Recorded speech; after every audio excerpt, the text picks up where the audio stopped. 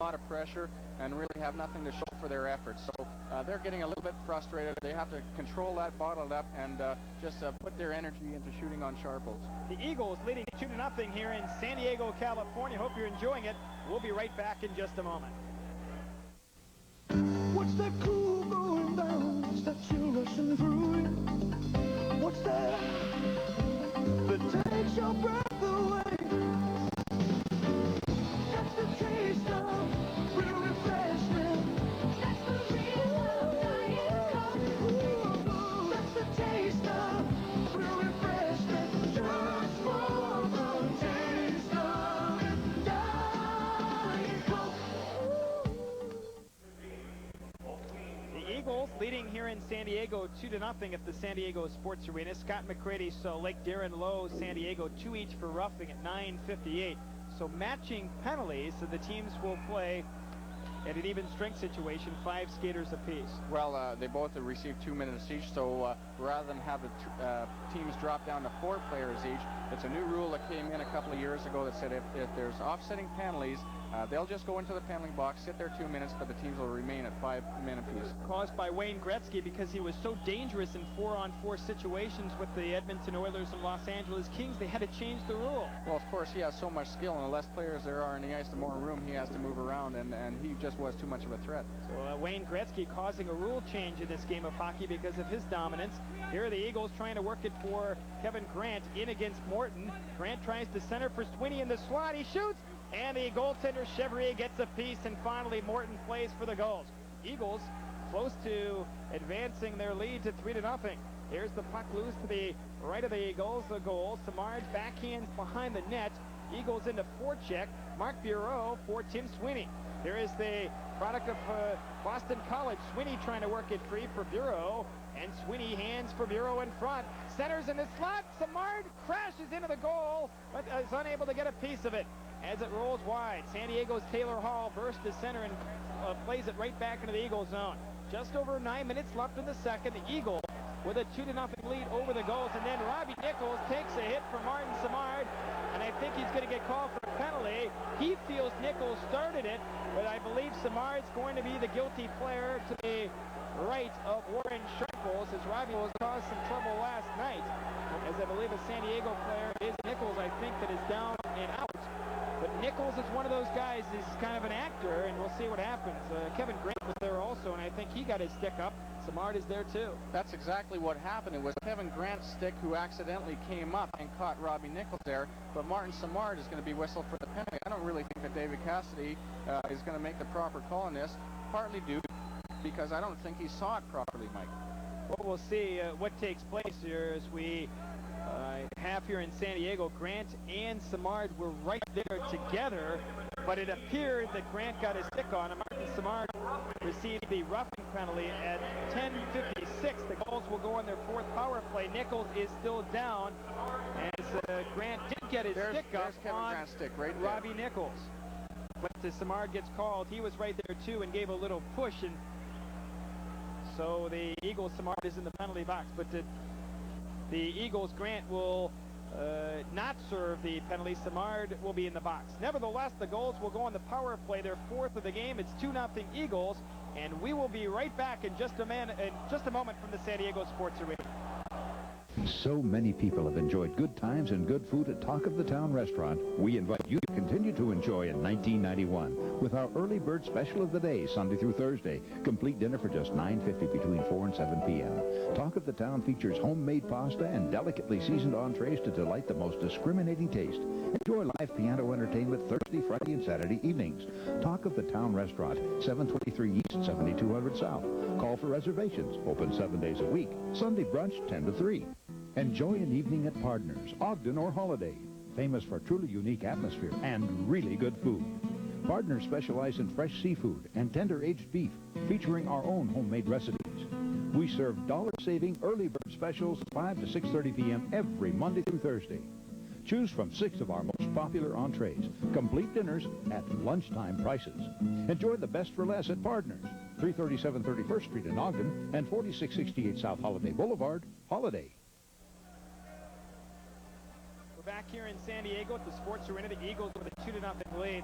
Kevin Grant got a stick up on Robbie Nichols, who was taken to the players' bench. He was upended, but Simard is in the penalty box for Salt Lake. Well, it was Kevin Grant's stick that did the damage, but Simard was there. David Cassidy thought maybe the glove that Martin Simard got up high was what caused the problem, but to us it looked like it was Kevin Grant's stick. But Nichols skates to the players' bench to get some repairs. The Gulls on the power play, their fourth of the game, and a chance to cut the lead. The Eagles have a 2-0 advantage. Here's Daryl Olson, picks an opening place, but not out. Pawed down by McKinnon.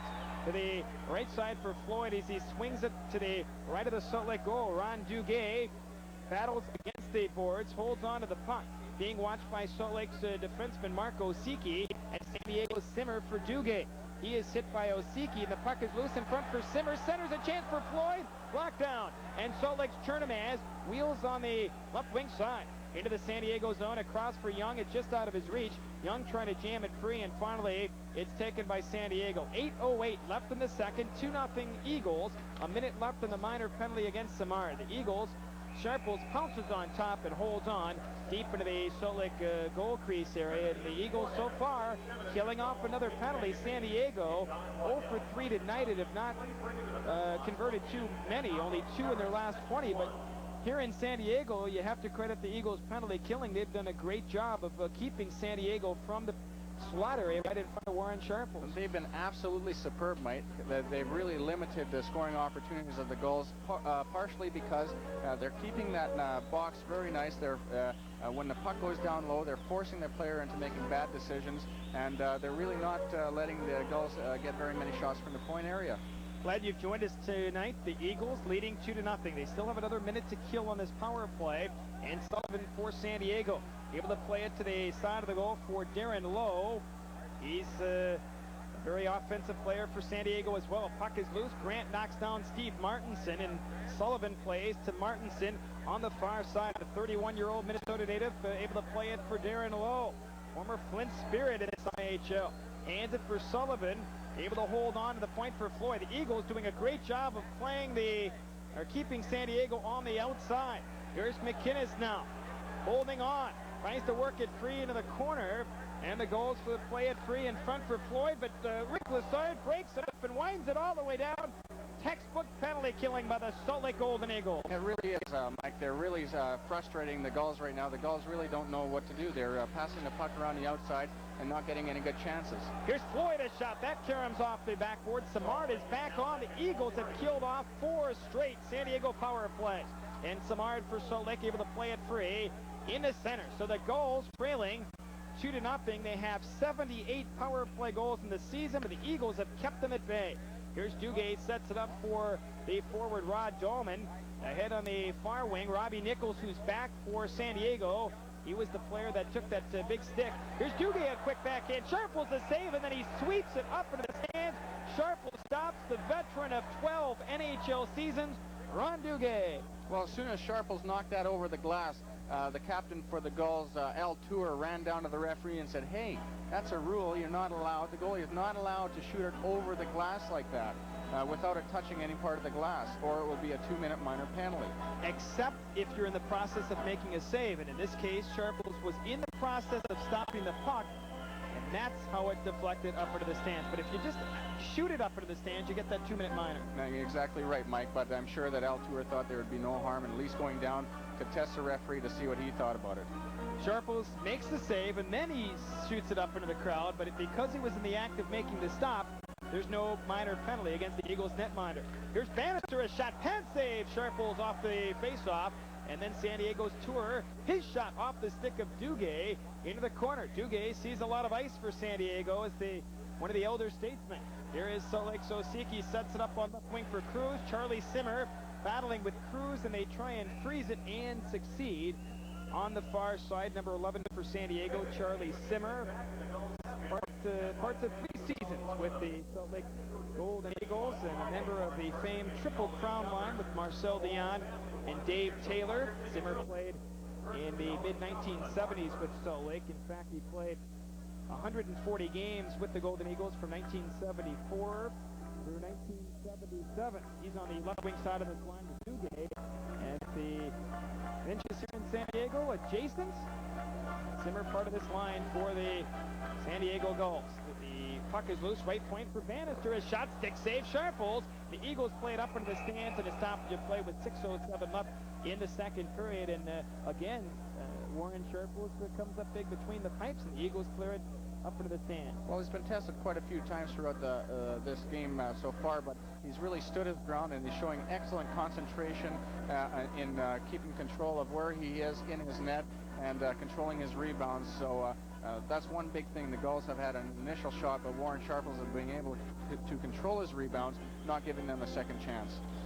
Eagles will be at home tomorrow night, 7 p.m. against the Kansas City Blades. A single game tomorrow evening again, 7 p.m. at the Salt Palace. We'd love to see you tomorrow night. Here are the Gulls taking control. Young, a shot, stick save by Sharples. And the puck is loose again to the right of the goal. The Eagles trying to jam it free. Here is the forward Sullivan, but Sharples himself plays it on the left wing side. The Eagles control the side, pushes it against the boards, and the Eagles come up with the puck into center. Scott McCready, a rink-wide pass for Mark Bureau. Bureau for the Eagles, ahead for Samard, blocked off at the defense, and Dave Coral plays the puck. He's a longtime member of the Adirondack Red Wings, the American Hockey League, a veteran in professional hockey. It's clear to the side of the Salt Lake goal. Eagles trying to wind it free, and then all the way to center. Here is Salt Lake's Tim Swinney upended, but no call as Cassidy watches it go by. The Eagles have had only one power play chance tonight. Eagles leading 2-0 as McCready steers it to the left of the goal, and Coral plays for San Diego. Up ahead for Robbie Nichols. Puck bounces on edge. Young takes a somersault on the far side as he was scissored into the San Diego zone. Here is Lyons, pokes it right back in. Young racing free, shoots, and a stick save. Chevrier rig rebound. Lions unable to control, and the Gulls break back. 2-0 Eagles, and a good scoring chance for Salt Lake. Young moving in for San Diego and whips it behind the Salt Lake goal. Well, both teams are playing excellent defense right now and tying up the opponents and really alleviating them from having any kind of scoring opportunities. Puck is loose at center. Lions for Kevin Grant. One man back, that's Martinson for Young. Cuts in the slot, but he can't pull the trigger. And Lowe breaks back as this game opening up here in San Diego. Lowe moving in, cuts in the slot, in on goal, but Chernomaz back checks and takes it away and plays it up into the stands. Rich Chernomaz hustling back into his own side to break up the pass. Oh, a great play by Rich Chernomaz, just due to a lot of hard work, coming back on the play and really skating hard to get back and help out his defenseman, or else it was a potential good scoring opportunity for the Gulls. Kevin Grant skates to the Salt Lake players bench, a hard-nosed defenseman, played his junior hockey with the Sudbury Wolves of the OHL, and he's been so strong back there for the Salt Lake Golden Eagles, his second full season. A big part of their defense, too, after the loss of Kenny Sabrin. Players like Kevin Grant have to step forward and be leaders now, and he's handled the pressure well. Here's Brian Deasley, cuts in on goal. His shot deflects wide, then he crashes into the goal area. The net has been dislodged as Deasley just skated right into center. Chevrier as the net was dislodged. And of course, the last couple of years they've had those magnetic nets, and in this case it really helps because as Deasley crashed in there, the net gently went off its moorings into the San Diego zone as Brian Deasley works into the Gulls territory. Well, he's streaking down the right side there. Morton is pursuing him there. Perhaps got up high on him. It could have been a good chance for Cassidy perhaps to call a penalty against the Gulls, but he thought that Deasley was able to control the puck enough to get a shot away, and didn't warrant a penalty. Of course, if the defensive player intentionally knocks the net off its moorings, they can award a penalty shot to the offensive team, which is a very rare call. And also, or if a player has a clear-cut breakaway and he's tripped from behind, a penalty shot may be called. And of course, a penalty shot is when the puck is put at center ice and the player is able to go after the referee blows a whistle on a clear-cut breakaway down on the goalie while the play is being stopped. Daryl Olson picks up a 10-minute misconduct at 15:36 here in this period, actually 15:46, but as he skates towards the runway area and is walking towards the Salt Lake dressing room, but Bob Francis is very upset at the Salt Lake bench. Jamie Hislop, the assistant coach, former member of the Quebec Nordiques and Calgary Flames. Bob Francis not happy about that. Well, with only 4 minutes and 14 seconds left in this period and Daryl Olson getting a 10-minute penalty, he won't go in the penalty box and serve it. He'll just go into the dressing room and calm down and cool down and wait for the next period. Eagles leading 2-0, scoring both their goals in the opening stanza. And Paul Cruz, the rookie for Salt Lake, clears it in. Cruz, only 20 years of age, winds it right back behind the goal, and Larry Floyd for San Diego winds it out of his own end. There is Deasley, steals for Salt Lake, winds up, shoots, and a save by Chevrier, and McInnes plays. Deasley, who just a few moments earlier crashed into that goal crease. Here's Martinson for Floyd. His shot, Sharples gets a piece as he went for the short side. And the Eagles able to play it in his center in a two-man break into the goal zone. Cruz with Deasley. Cruz shoots, save Chevrier, big rebound, and he can't control the shot. Now a centering pass, save Chevrier. Todd Harkins in front of the goal. As Paul Cruz pushing with a San Diego player. Martinson in there also to the left of the net. Martinson and Harkins in there also. But it was a tremendous scoring chance for Salt Lake's. Harkins, the last man in. Cruz had a great chance. Chevrier stopped him. As again, they're milling around to the left of the San Diego goal. Well, a little bit of frustration again. Cruz was taken into the boards hard by McInnes. He took a little bit of disliking to that, started a little bit of push and shoving. Here's a great save by Warren Sharples. The pass came across and it was bouncing a little bit. Hard for Larry Floyd to control it, and it looked like as if it rolled off the tip of the stick. Maybe not where he was aiming it, but nonetheless, Warren Sharples had to come up big and make a great blocker save. Warren Sharples has been outstanding in goal. Of course, the Eagles coming back the other way and having some scoring chances on Alain Chevrier. 3:32 left in the second. And the Eagles, Paul Cruz had the first chance.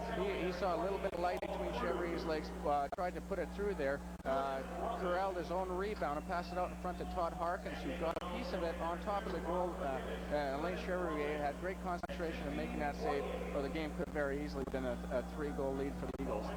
We have a goaltenders duel battling here in San Diego. Paul Cruz and Rob McInnes, 2 each for roughing at 16-28. So again, matching minor penalties. No power play here in San Diego. The Eagles with a 2-0 lead. Interesting on that last play, Todd Harkins and Alain Chevrier, both products of Miami of Ohio college hockey. Very few players have played at that school. Very few have made it professionally. And lo and behold, Harkins has a chance to score on Chevrier, and Chevrier makes the save. And both are great backs, too. Of course, Chevrier has a lot of time in the NHL, and Todd Harkins is a prospect for the Calgary Flames for the future. Todd Harkins and Alain Chevrier, products of the Redskins of Miami of Ohio. That's in Oxford, Ohio.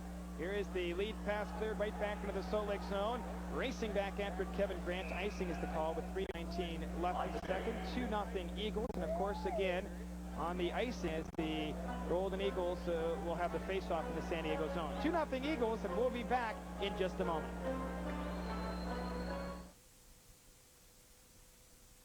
What can you get for $49.99 at America's Best? New patients get daily wear soft contacts or 2 pair of eyeglasses, single vision lenses, and the eye exam is included. That's 2 pair of high fashion eyeglasses or pair of daily wear soft contacts, including eye exam, $49.99. Only at America's Best. Contacts and eyeglasses. Final days. Live from the San Diego Sports Arena, the Eagles with a 2-0 lead over San Diego. Glad you've joined us here tonight. Eagles win, they draw back, and they have to scamper back in their own side. Kevin Grant paired with Scott McCready on defense for Salt Lake. McCready sets it up for Mark Bureau in his own side. A cross-ice pass for Grant. Shovels it into the San Diego zone. Sweeney moving in. Pulls up, stops to make a play. Being watched, knocked down by Bannister, and then on the far side, Samard trying to dig it free. Eagles, the Bureau shot blocked off, and then it's the wound right back to center where Grant on his backhand dumps it in. Under 3 minutes to go in the second. The Eagles having the 2-0 lead. We're going to have a penalty now against Salt Lake, a delayed penalty, and an empty net. As Shootout touches it, shoots it into the empty goal. It's going to be up anyway. It appears to be a roughing call against Salt Lake, and San Diego, believe it or not, will have their 5th power play chance of the night here in the second period. Well, that was just a case of a retaliation. David Cassidy didn't see the initial part of that play there. Kevin Grant reacted to what happened, and then as David Cassidy turned around, he saw that, and Grant's going to go in for 2 minutes for roughing. It's a roughing call, 17:22 the time, and again, San Diego in their 5th power play chance of the night. Grant, one of 7 players on the Golden Eagles with over 100 minutes in penalties, 3 players over the 200 mark. Kerry Clark, Darren Banks, and Rick Lassard. Grant's in the penalty box now, and again, a big test for Salt Lake. It seems they've been in the penalty box for most of this second period. They have to be careful because up until this point, they have very good control of this game, and they don't want to put any kind of wind into the Gulls' sails by giving them a power play goal or anything like that. So they've really got to cut down on their penalty minutes and start controlling their aggravations and aggressions. Rich Chernomaz, who had 101 points a couple of years ago, able to drop it back for Kevin Melrose at his own blue line and sails it on his backhand right back in, and that's what the Eagles want to do, just play it deep into the goal zone. And they've done it well all night, killing off all the power play chances of the Gulls. Here is the forward flip for San Diego, dances into the Salt Lake zone. Tries to work it past Salt Lake's Osiki, who stands him up. Duguay in front, shoots and Sharples gets a piece. Here's Floyd now for the goal. It for Duguay, left point for Charlie Simmer. On this San Diego man advantage, Simmer now tries to toss it across, but it's up off the stick of Chernomaz and up into the stands. Eagles again keeping San Diego on the perimeter. What you don't want to do is allow San Diego a chance in the slot on a 2-on-1 or 3-on-2, and they're keeping them on the outside. They can pass it around all night long as they don't dump it in front of the slot. The Eagles are doing a chance of keeping their stick in the passing lanes, Mike, to prevent any kind of a pass through the slot to an open man. Sometimes the Gulls are really forcing the issue and making bad decisions and trying to put it through bodies and through sticks, and that's where they're coming into problems. Warren Sharples took a shot in Salt Lake during the past weekend that hit the brace area on the mask, but he was okay. Here is the San Diego player Young tossing it right back behind the goal. Under 2 minutes to go in the period, 1:15 left in the power play for San Diego. Here's Simmer now back of the goal. Holds on for the Gulls, drops it to Young at the point for San Diego. The collegiate product, Young back of the goal for Simmer to Duguay, rolls in front, shot stopped to the defense. Now Young a shot, blocked off, big rebound, Sharples covers up in front of the Salt Lake goal with the San Diego Gulls buzzing in the Salt Lake goal crease area. Well, this is really the first kind of pressure that the Gulls have put on the Eagles during their power play opportunities, and it's just a matter of getting people in front of the net, getting it and shooting it on Warren Sharples. That creates a bunch of problems, and you never know what's going to happen. Down low, Ron Duguay and Charlie Simmer, 2 big men, they're able to fend off everybody. Duguay steps out in front, gets a great scoring chance on Warren Sharples, who stood his ground and saved it, kicked it right back out. Young takes a shot, but look at Simmer right in front, right in there, causing a lot of trouble. And on the far side, Norton was there ready to pounce on the rebound too. Warren Sharples, being such a big, tall, lanky man, has such a big wingspan. He covers a lot of the net, no matter if he's down or up, Mike. Face-off will come up to the right of the Salt Lake Eagles, up 2-0, and another great sequence of saves by the Eagles netminder and the Salt Lake defense keeping the goals at bay. Young now for San Diego, holding on with 50 seconds left in the penalty. Lowest shot, that deflects wide. Cutting it is Young, back of the goal for Big Martinson as San Diego wheel and deal. Here is Taylor Hall, his shot that's blocked off of the defense. Again, San Diego control on this man advantage opportunity. Here's Sullivan, cuts in the slot, checked off by Sullivan, then Chernomaz winds it down. And the Eagles do another nice job of clearing it deep into the San Diego end. 25 seconds left in the penalty. Under a minute to go now in the period. The Eagles with the 2-0 advantage. Chernomaz hacks down Young for the Gulls, and it's wound right back off to center. Just 15 seconds left in the penalty now, and the Eagles, Samard winds it in. That's just about going to do it on the penalty. Outstanding penalty killing by the Eagles. They're really starting to get frustrated, and it's starting to show right now. Here's Martinson, covers up into the Salt Lake zone. That's it. The Eagles have killed it off. The Gulls 0 for 5 in the power play. Here's Martinson, hands it right to the Golden Eagles player on the far side. Osiki, it's wound to the blue line, and Lowe covers up. Slap shot, and save Sharples, big rebound, and it deflects wide. Gulls trying to center one, loose to the side of the goal, as San Diego wheel and deal. They're trying to cut the lead. The centering pass in front, but it's blocked off. Sullivan now for the Gulls, behind the net for Lowe. On this San Diego attack, Lowe trying to center for Martinson, but he's too well checked by Kevin Grant. Here is the puck center, 2 seconds to go in the period. Eagles clear at the center, and that's it. The buzzer sounds signaling the end of the period. The Eagles holding to the 2-0 lead despite some last-ditch scoring chances for the Gulls. Oh, great effort by Warren Sharples to preserve his shutout so far after 2 periods. He's really stood on his head. And when we've had the Eagles have had some trouble, he's been the backbone for him tonight, and he stood his ground and kicked the pucks out left and right. Sharples has a professional shutout, and the Eagles have had 3 as a team this year. Gannett, Sharples, and Wayne Cowley have all picked up shutouts. The Eagles have lost only 1 game in regulation all season long when they have the lead through 2 periods of play. Quite a mixed-up play there, Mike. The puck almost went outside the blue line, but the Gulls were able to keep it in, and through that gained 3 or 4 great scoring opportunities on Warren Sharples. Darren Lowe had a great shot. He was able to kick it out. Martinson controlled the rebound, and through that play, we're able to gain about 3 or 4 great scoring opportunities. Well, Sharples looking for his 10th win of the year, and the Eagles within just 20 minutes of play from picking up their 31st win of the year. We're going to go down to Mike Runge of the Salt Lake Golden Eagles. Rich Chernomaz just off the ice and captain of the Golden Eagles. You're doing a great job. You kept them scoreless in the second period. We played shorthanded an awful lot during that second period, but we're covering up well for Sharples. Well, thanks, Mike. I think the biggest reason we're playing shorthanded so much this period was taking too many unnecessary penalties. Too many retaliatory penalties will come in and take a cheap shot at us, and then we'll retaliate. And most of the time, the referee doesn't see the first shot. They always see the retaliation, though.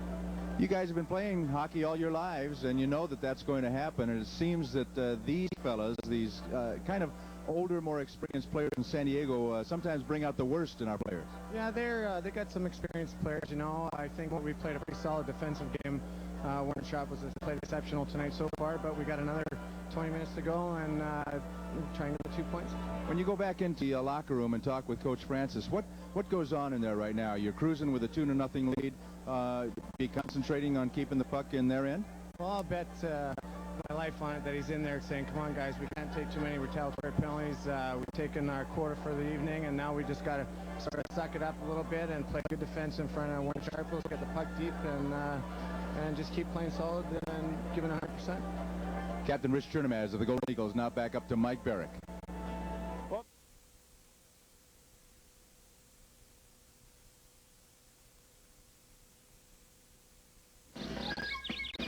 Hey, Abe, are you going to R.C. Willey's for the big President's Day sale? You mean the one they're having to celebrate our birthday? I'm halfway there already. Through Monday, save during R.C. Willey's giant Lazy Boy Gallery sale. Prices from $1.99 and get a Marie Callender cherry pie free. Why don't we ever get invited to these things? R.C. Willey's is now open at 23rd South, 3rd West in Salt Lake.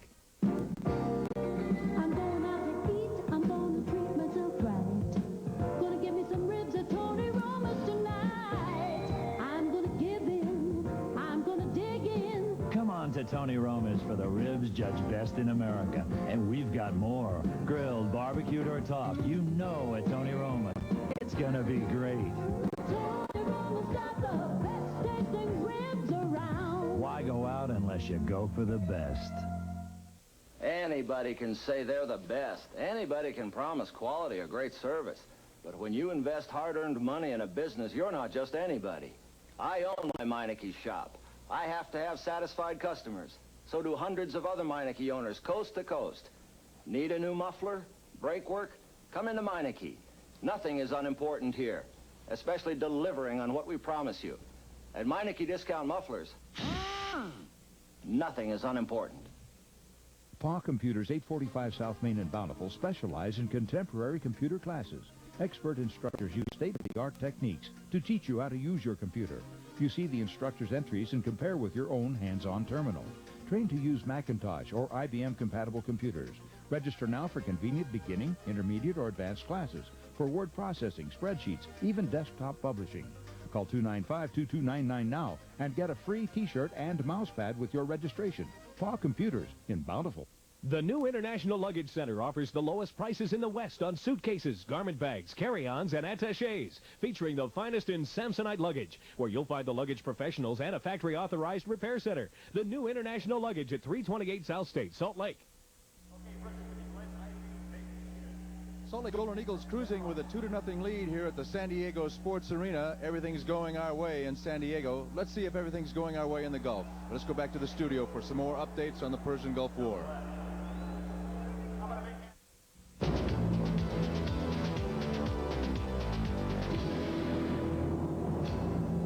CNN Headline News. I'm Lynn Russell. U.S. military officials say if they had known civilians were in the building, they wouldn't have bombed it. But Iraq calls it a well-planned crime that killed 500 innocent civilians. The United States denies that building in Baghdad was only a bomb shelter, insisting it was a heavily fortified command and control center. It says the civilians inside it may have been planted there by Saddam Hussein to provoke international outrage. Crews were still pulling charred bodies from the shelter 14 hours after the pre-dawn attack. The White House says it is not and will not target civilians. The loss of civilian lives in time of war is a truly tragic consequence. It saddens everyone to know that innocent people may have died in the course of military conflict. America treats human life as our most precious value. That is why even during this military conflict, in which the lives of our servicemen and women are at risk, we will not target civilian facilities. We will continue to hit only military targets.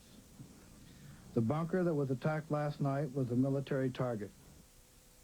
So far, there has been no sign of flexibility on the United States.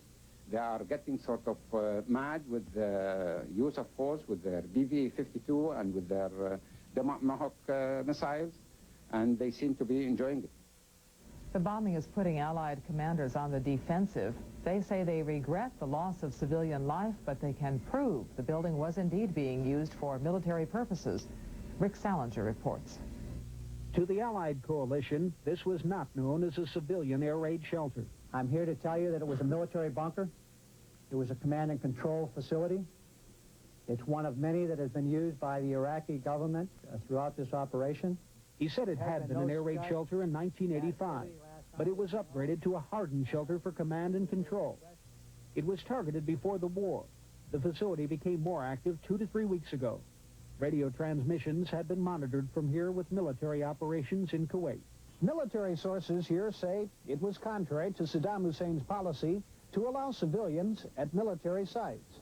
So there is the thought, if not the suggestion, that perhaps they were permitted inside knowing full well the shelter might be hit. Rick Salinger, CNN, Riyadh, Saudi Arabia.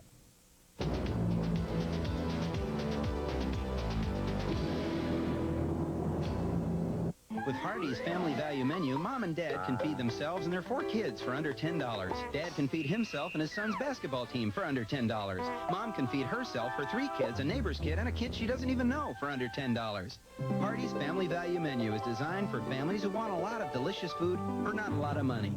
Like hamburgers for 59 cents, cheeseburgers for 69 cents, and hot dogs for 79 cents. Hardee's Family Value Menu, the return of good old family values. Hey, you gonna eat that last fry? Kiesel Sales would like to help you with your gift-giving ideas. Choose from our large selection of Zenith televisions, video recorders, and camcorders. Kiesel Sales also has the finest selection of home appliances featuring Maytag, Amana, Hotpoint, and Genair. Kiesel Sales can help make your purchase easier with 90-day interest-free financing, layaway, and free next-day delivery. Kiesel Sales, 3109 Washington Boulevard, Ogden. In 1991, Gadgets wants to make a commitment to Salt Lake City to sell electronics lower than anybody in town. We have the lowest overhead, and it makes sense. We're the lowest price. Right now, we have an under $100 sale in the audio department. Everything's on sale. We have a Fisher CD player, 8 times oversampling, $99. A dual cassette deck, Fisher, $99. And 3-way pendant speakers, $99. Buy one, get one free at Gadgets Audio Sale now. It's the right move, it's the right choice. Provo City, the move is going on.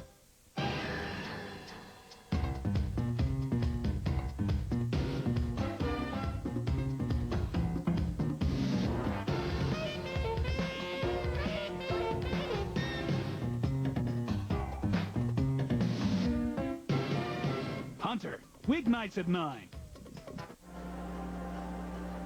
Welcome back, everyone, to the Sports Arena here in San Diego, California. The Salt Lake Golden Eagles with a 2-0 lead over the San Diego Gulls. Mark Bureau scoring for Salt Lake in the first period. C.J. Young as well. No scoring in the second, and that's where we stand. A 2-0 Eagles lead through 40 minutes of play. But one of the reasons for the Golden Eagles' tremendous success has been the man behind the bench, the head coach of the Salt Lake Golden Eagles. And a nice piece done on the Salt Lake man behind the bench, and I think you'll really enjoy it. It's coming up right now. Come on, guys. That's a big kill. Now let's get a pump out of it and take it to him. Bob Francis has a strong relationship with hockey in Salt Lake City. As a player, Francis electrified the crowd with his scoring feats. Now he leads the young Golden Eagles as head coach. I always had it in mind when I graduated from college I wanted to be a coach, but I didn't envision it was going to be here in Salt Lake. And towards the end of the career, end of my career, Salt Lake allowed me the opportunity to pursue a coaching career as well as continue to play, and it gradually put me into the coaching ranks. And I'm very thankful for Artis in particular, because he's the individual that was responsible for me to getting the coaching job in Salt Lake. Francis's ties to Salt Lake City go back to the 1980-85 season. As a centerman, Francis scored 214 points in 3 years, including a team-leading 98 to 1986-87. That year, Salt Lake captured its first ever Turner Cup. Francis took over as head coach June 27th of 1989, becoming the 12th head coach in Salt Lake Golden Eagles franchise history. Last year, Francis led the Eagles to a second-place finish in the IHL's West Division as the team advanced to the International Hockey League semifinals. The 1990-91 season marks the second campaign for the 32-year-old North Battleford, Saskatchewan native. The Francis legacy is long and successful. Bob's father, Emil, is well known in hockey circles from his days as a pro goaltender, coach, and general manager in New York, St. Louis, and Hartford. When Francis was GM in St. Louis, his minor league affiliate was in Salt Lake City. As a parent, he was an individual that believed that everyone's his own man. And he said the most important thing in any coach is his ability to communicate and to be honest, and never take the easy way out.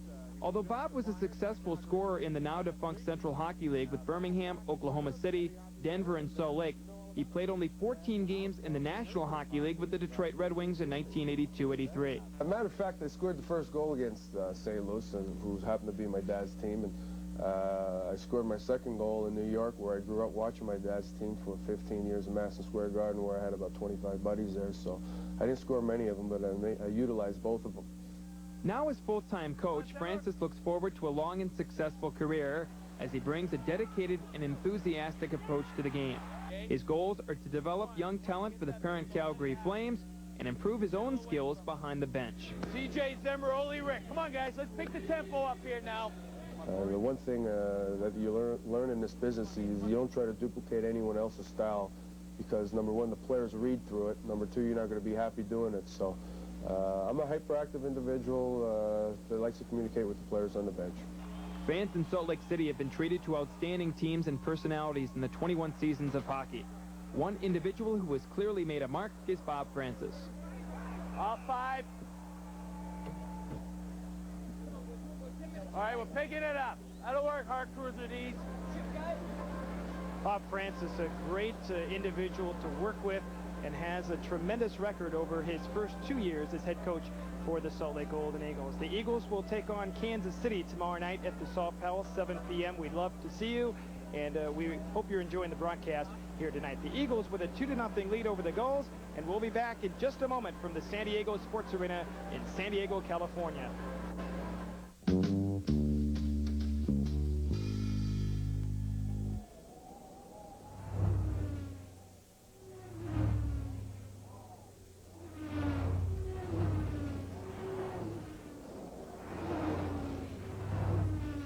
Just a thought in passing.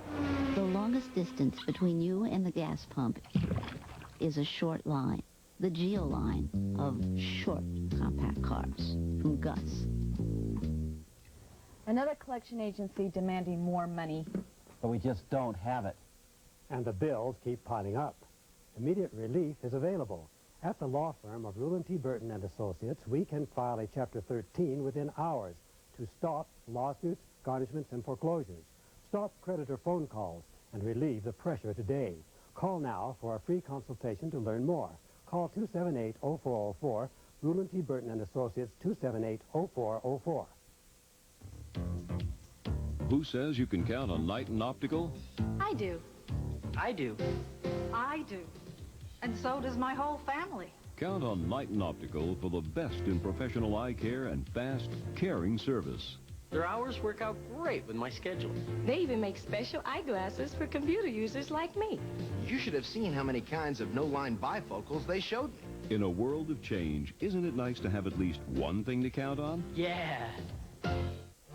This is your ordinary run-of-the-mill cottage cheese. And this is quality-checked cottage cheese. Can't tell the difference? Quality-checked tastes fresher. How come? Over 22,000 checks and inspections. You can tell if it's been checked on the inside, if this check is on the outside. Look for the check in the queue. It says our dairy foods taste better because we're better than we have to be. Cream O'Weber quality-checked cottage cheese. Welcome back, everyone, to the Sports Arena here in San Diego, California. I'm Mike Barak alongside Randy Busick. And Randy, the Eagles leading 2-0. No scoring in the second period, but it was an outstanding goaltenders duel in the middle stanza. Well, that's the main reason, Mike, why the score is so low, is because of the outstanding play by Warren Sharples and Elaine Chevrier. Both have been tested quite a bit tonight, but they've stood their ground and made a lot of great saves. Warren Sharples faced 13 shots that period, Elaine Chevrier 8. And the Golden Eagles having a couple of scoring chances on Elaine Chevrier, quite a few, in fact, in the second period of play, and Chevrier was outstanding. Well, he's a very quick goaltender, Mike. He's got great reflexes, and he really plays his angles well, controls his rebounds, and really eliminates a lot of problems for himself through his speed and quickness. Warren Sharples looks for the shutout. The Eagles have had 3 shutouts this season. Sharples has been outstanding, not yielding San Diego any scores here tonight. Well, I'm sure Warren Sharples is just concerned with the win. If it's a shutout, it's just like extra gravy. Here's a great save by Elaine Chevrier on Paul Cruz walking down, trying to go in between his legs, just barely misses, unable to control his rebound, but has the composure to fight back, gain the puck, throw it back out in front to Todd Harkins, and Chevrier just made a great save there and controlled the rebound to stop the play dead. Harkins, a rookie for the Salt Lake Golden Eagles out of Miami of Ohio, and Chevrier also played for that school. And Warren Sharples was equal to the task, as we mentioned, not yielding a scoring play here tonight. Well, Warren Sharples has a very stand-up style, Mike. He comes out, plays his angles well, and he's a very tall goaltender as far as goaltenders go. He covers a lot of the net. Duguay comes out around the corner there, stands up, makes a save. As the puck comes back out to Young, he has a great shot, and Sharples showed great concentration there. Where there was a little bit of traffic in front of him to go down and stop the puck and then control his rebound and stop the play there dead. Well, the Eagles hold on to the 2-0 lead. Great goaltending here tonight. We should have a great third period here from San Diego, and we'll have the play-by-play in just a moment. Go west off I-15 on 33rd South to 700 West for once-in-a-lifetime savings on the largest selection of custom vans and GMC trucks west of the Mississippi. Salt Lake Valley GMC is still under construction, but our giant inventory is already here, and we're passing the high-volume savings on to you now. Choose from over 300 custom vans, 100 new GMC trucks, and 100 used vehicles. We're not far from wherever you are. Get off I-15 on 33rd South and head west to 700 West and Salt Lake Valley GMC now. A wonderful warm coat to keep the winter chill away can be yours now at savings of 20 to 50% at ZCMI Cameo Room Furs. Take 24 months to pay interest-free. Free monogramming and alterations. Step out in maximum warmth and style. Choose from strollers, coats, and jackets from the largest collection in the West. Every surprise gift is subject to exchange of choice or full refund. 20 to 50% savings now at ZCMI Cameo Room Furs. We're back to action here in San Diego, just underway in the third period. The Eagles holding to a 2-0 lead as the Gulls play the puck on the right side. So the Eagles trying to win their 31st game of the year. On the left wing side, Chernomaz breezing into the goal zone, but taken off the puck at the last moment by Rob McInnes on the right side. Ahead for Darren Lowe, able to push the puck to center, crosses the red line into the Salt Lake territory. In against Clark, shooting one. Sharples squeezes the pads together, but back of the play, it looks like we're going to have a slashing penalty.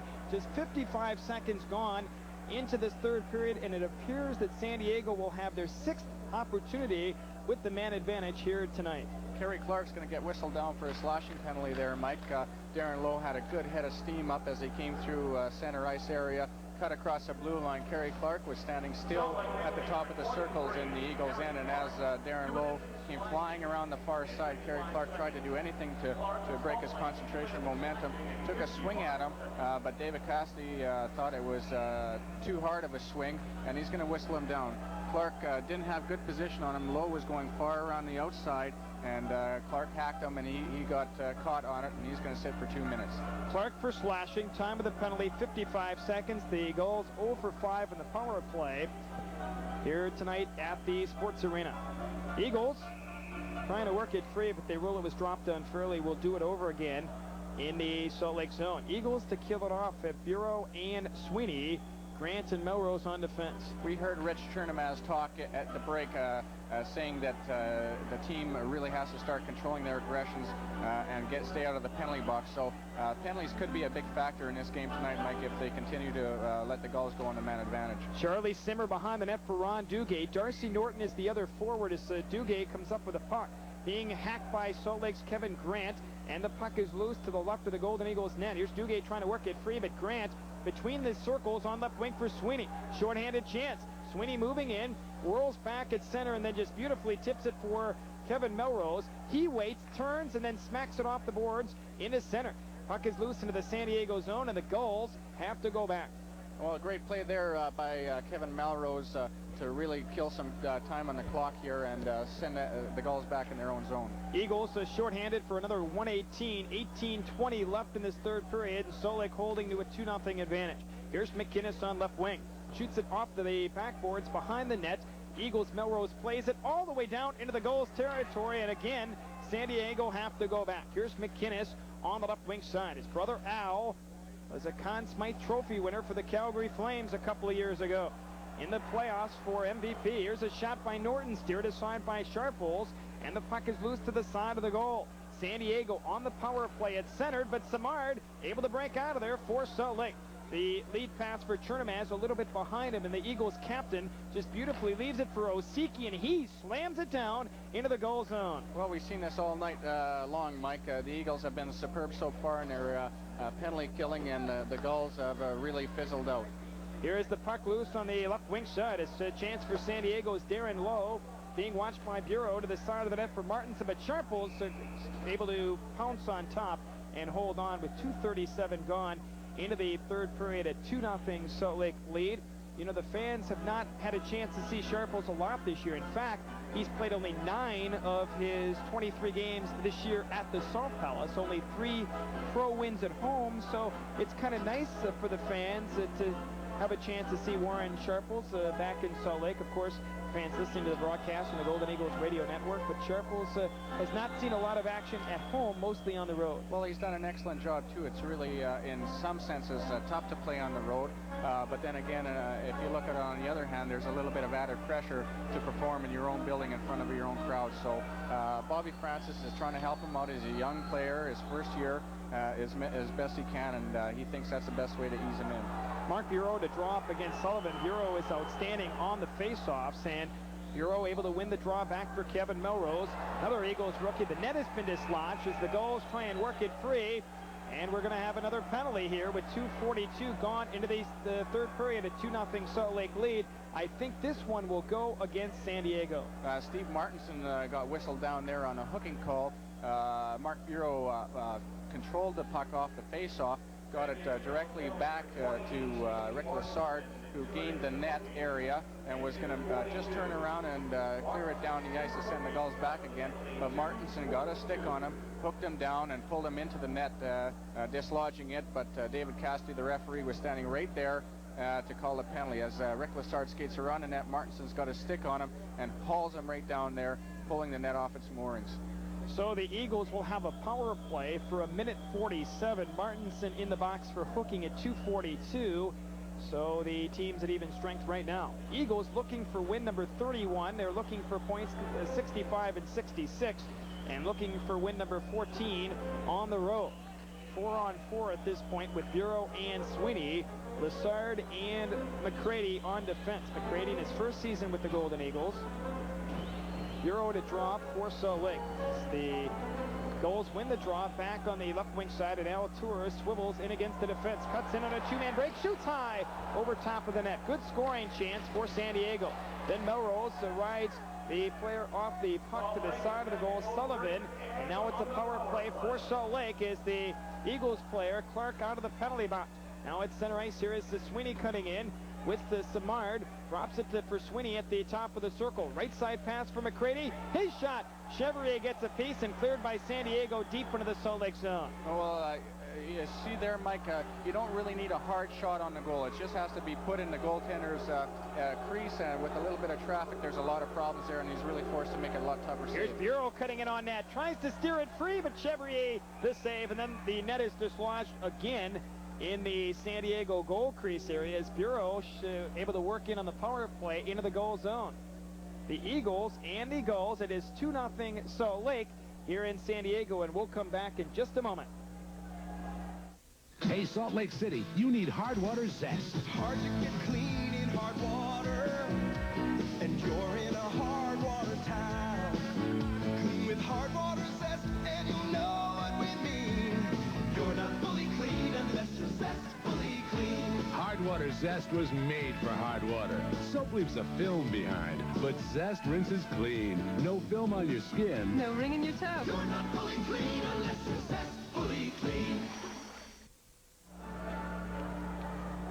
We're at the San Diego Sports Arena live here tonight. The Salt Lake Golden Eagles and the San Diego Gulls, a 2-0 lead. And an unusual number of times tonight, Randy, the net has been dislodged. Of course, with the meg nets, it's very easily for the net post to become dislodged. Well, you know, the fans might think, well, why don't they put big poles in the ice so that the net doesn't pop off as easily as it has tonight? They, of course, had that in the past, but it caused a lot of problems and a dangerous situation for the players when they did come crashing into the net. It had absolutely no give, but with the invention of these little magnets, the net comes off, and it really has saved a lot of injuries. Unfortunately, sometimes, such as the game tonight, the net has been dislodged quite often. Warren Sharples looks for his second professional shutout. The Eagles as a team have had 3 this year, and they still have quite a bit of time to kill off here. 16.5 minutes left. The only goals in the first period, Mark Bureau is the 35th of the year. C.J. Young, his 21st. Bureau, by the way, only 8 shy of his career high. He had 43 last year for the Salt Lake Golden Eagles. Face off in the San Diego zone. Eagles with Chernomaz trying to drop it free, but the Gulls, Duguay breaks free to center. On the right side for the forward, Morton scores! Does a little dance to celebrate. The Gulls score a shorthanded goal to cut the lead. Well, that was a great passing play by Ron Duguay. He used a lot of his smarts there, picked up the puck, broke out of his own zone, just made a little chip pass up to Darcy Morton. Mark Osiki had him covered, but he wasn't sure where the puck was because his back was to the play there. Norton had a step on him. Duguay just chips it up ahead to Morton. Norton has a step on Osiki, gets around him. Osiki's trying to hook him down a little bit and prevent him from getting a chance, but Norton kept his strong stance there, stepped around him and slid it right just to the far side of Sharples, just inside the goal post. Ron Duguay, an assist on that goal. It's the only assist. Norton is 12th of the year, his second shorthanded goal. 3:38 the time of the tally, and the Gulls have broken the shutout and have cut the lead. Norton did a little dance to celebrate as well. He spent the last 2 years in the Minnesota organization with the Kalamazoo Wings. And the Eagles now have to hold on with 16:10 left in this game. They do have the power play, however, for another 50 seconds. It's cleared right back into the goal zone. Chevrier plays it on his backhand. So Lake's the Bureau trying to drop it free for Lessard. Left point, shoots and caught by Chevrier. He holds on as the Lessard let it fly from the left point. Great save by Chevrier, but he had a clear look at that shot, Mike. The puck went back to the point. Lessard let it go. There was no traffic in front of Chevrier, so it was quite an easy glove save for him. He wisely chose to hold on to it, get the whistle, hopefully win the face-off and get the puck down the ice to get the pressure off of him during this Eagles power play. Eagles have the lead at 2-1. Al Tour talking things over with Larry Roberts, the trainer for San Diego, Dave Cassidy, the referee, who, as mentioned earlier, works also as a linesman in this league. The face-off in the San Diego zone. Salt Lake goals by Bureau and C.J. Young in the first period. Darcy Norton has cut the lead here in period 3. And Randy, is there any difference in strategy when you're up 2-0 versus 2-1? Do you try and hold back a little bit more defensively, or no, with the 15:57 left? Well, there's so much time left on the clock, Mike. You can't really afford to lay back because when you do that, you're only creating a headache and a lot of problems for yourself, because you're allowing the other team to skate into your zone unmolested, and usually they're the ones that are going to have the good scoring chances. You have to keep up with the same way that you built that lead on. Eagles have Bureau, Sweeney, and Simard. Another 40 seconds to work on the power play, and Lessard takes over left wing point. Able to spin it for Scott McCready. Hands it free on the right wing side. Simard trying to jam it into the corner. And the Gulls tour back of the net, being hounded by Sweeney. Also there is the defenseman Coral for San Diego, and Sweeney whirling around. Back to the point, Lessard. Hands it free for Bureau. One-time shot. And I believe Chevrier got a piece of it, and it ricochets all the way deep into the Salt Lake zone. A one-time shot by Mark Bureau. Very hard for a goalie to stop because it happens so fast. He's just sliding across the crease trying to get over to the other side, and the puck starts flying at him. Very hard thing to stop. Here is Floyd Afford. That's it on the penalty. So the player out of the penalty box, Martin, the Gulls not only kill off the penalty but score a shorthanded goal as Lessard back after. Icing is the call, and he does a little swan dive into the corner to the right of Warren Sharples. The Gulls cut the lead 2-1. Rick Lessard, 3 goals on the season, but a key goal in the game last night against the Gulls, the 4th goal to give Salt Lake a 4-2 lead. Well, last night was a great win for the Eagles, but I'll tell you what, they're right in the middle of a fire tonight. A 2-1 game right now. The Gulls seem to have a little bit of momentum going. The Eagles are going to have to take it away from them. The next goal is so important. Face-off will be at center. The Eagles having Todd Harkins to drop against Ron Duguay. Cruz and Deasley are the wingers. They've added an assist on that scoring play. Dean Morton added to the score sheet, so it should read Darcy Norton, his 12th of the year, from Duguay and Dean Morton. 3:38, a shorthanded goal. Nevertheless, the Eagles will try and score the next one. They're up 2-1. Here's Duguay, cuts in on left wing, a chance for Norton, in on goal. Circles back of the Salt Lake goal and centers, but flagged off by Kevin Melrose on the left wing side. Melrose ahead for Cruz as he's able to play it off the boards to center, and McInnes for the Gulls. Plays it, but stolen on left wing. Deasley in on goal. His shot off the stick of the defenseman Morton and into the corner. Salt Lake's Deasley hustles in, but Duguay plays to the right of the goal. The former New York Ranger, Duguay, able to play it to center.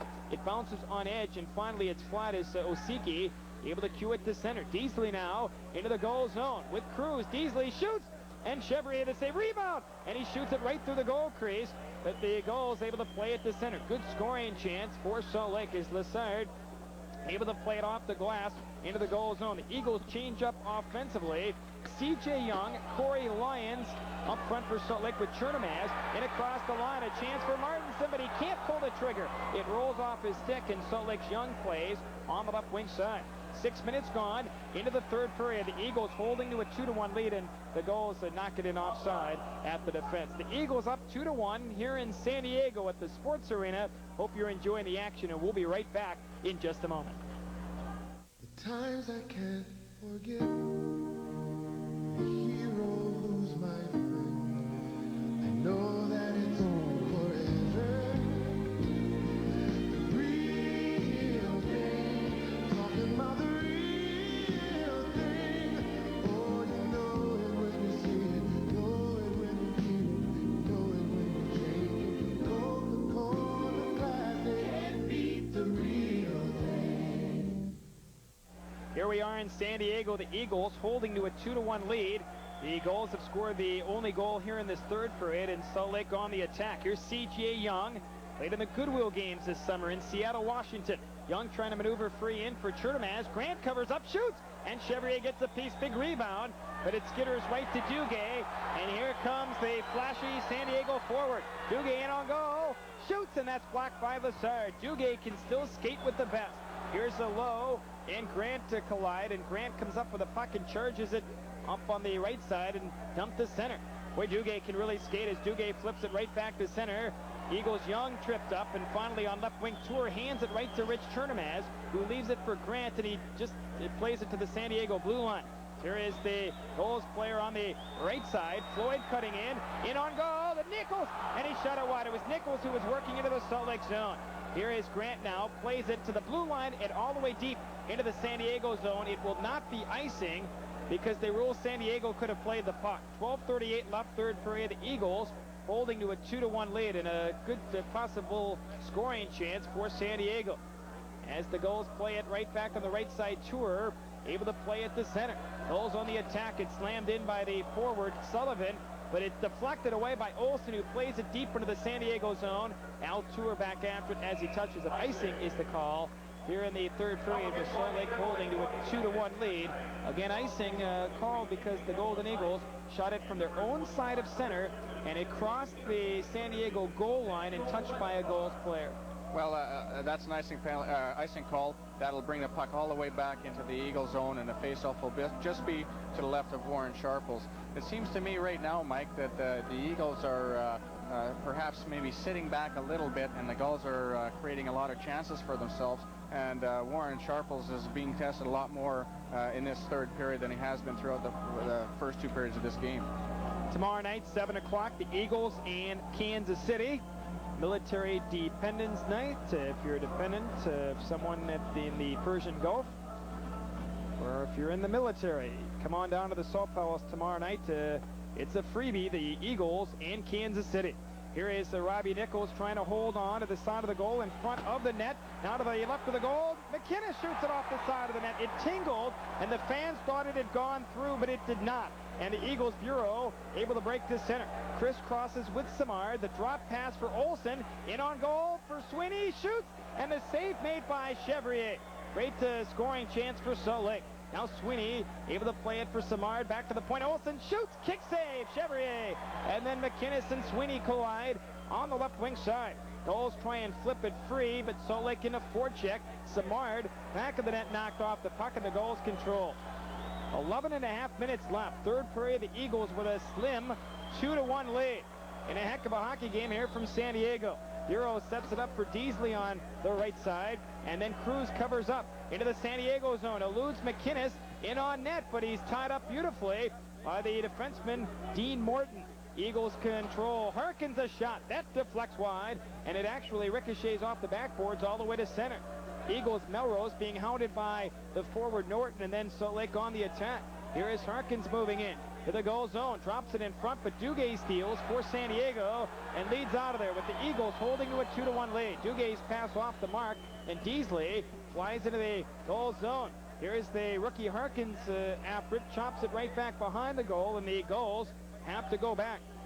This has been a long shift for the Golden Eagles threesome as it's worked in on left wing for Harkins offside with 10:36 left in the third period. And Randy, how long are the shifts for a team? And we'll talk about that in just a moment. It's 2-1 Eagles here in the third period, live from San Diego, and we'll be right back in just a moment. Enjoy an evening at Partners, Ogden or Holiday. Famous for truly unique atmosphere and really good food. Partners specialize in fresh seafood and tender-aged beef, featuring our own homemade recipes. We serve dollar-saving early bird specials 5 to 6:30 p.m. every Monday through Thursday. Choose from 6 of our most popular entrees, complete dinners at lunchtime prices. Enjoy the best for less at Partners, 337 31st Street in Ogden and 4668 South Holiday Boulevard, Holiday.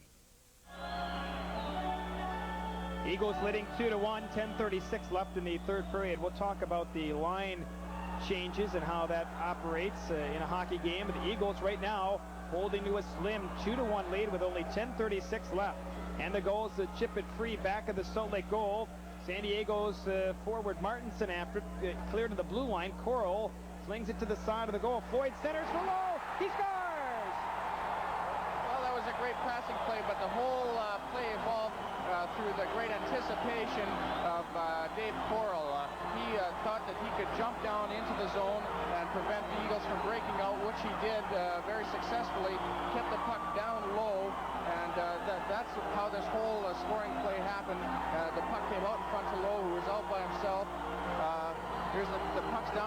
Floyd out in front to Lowe, who's nobody near him, and he just shovels it past Warren Sharples. But previously, before that, Floyd was able to get the puck because of the great play by Dave Coral.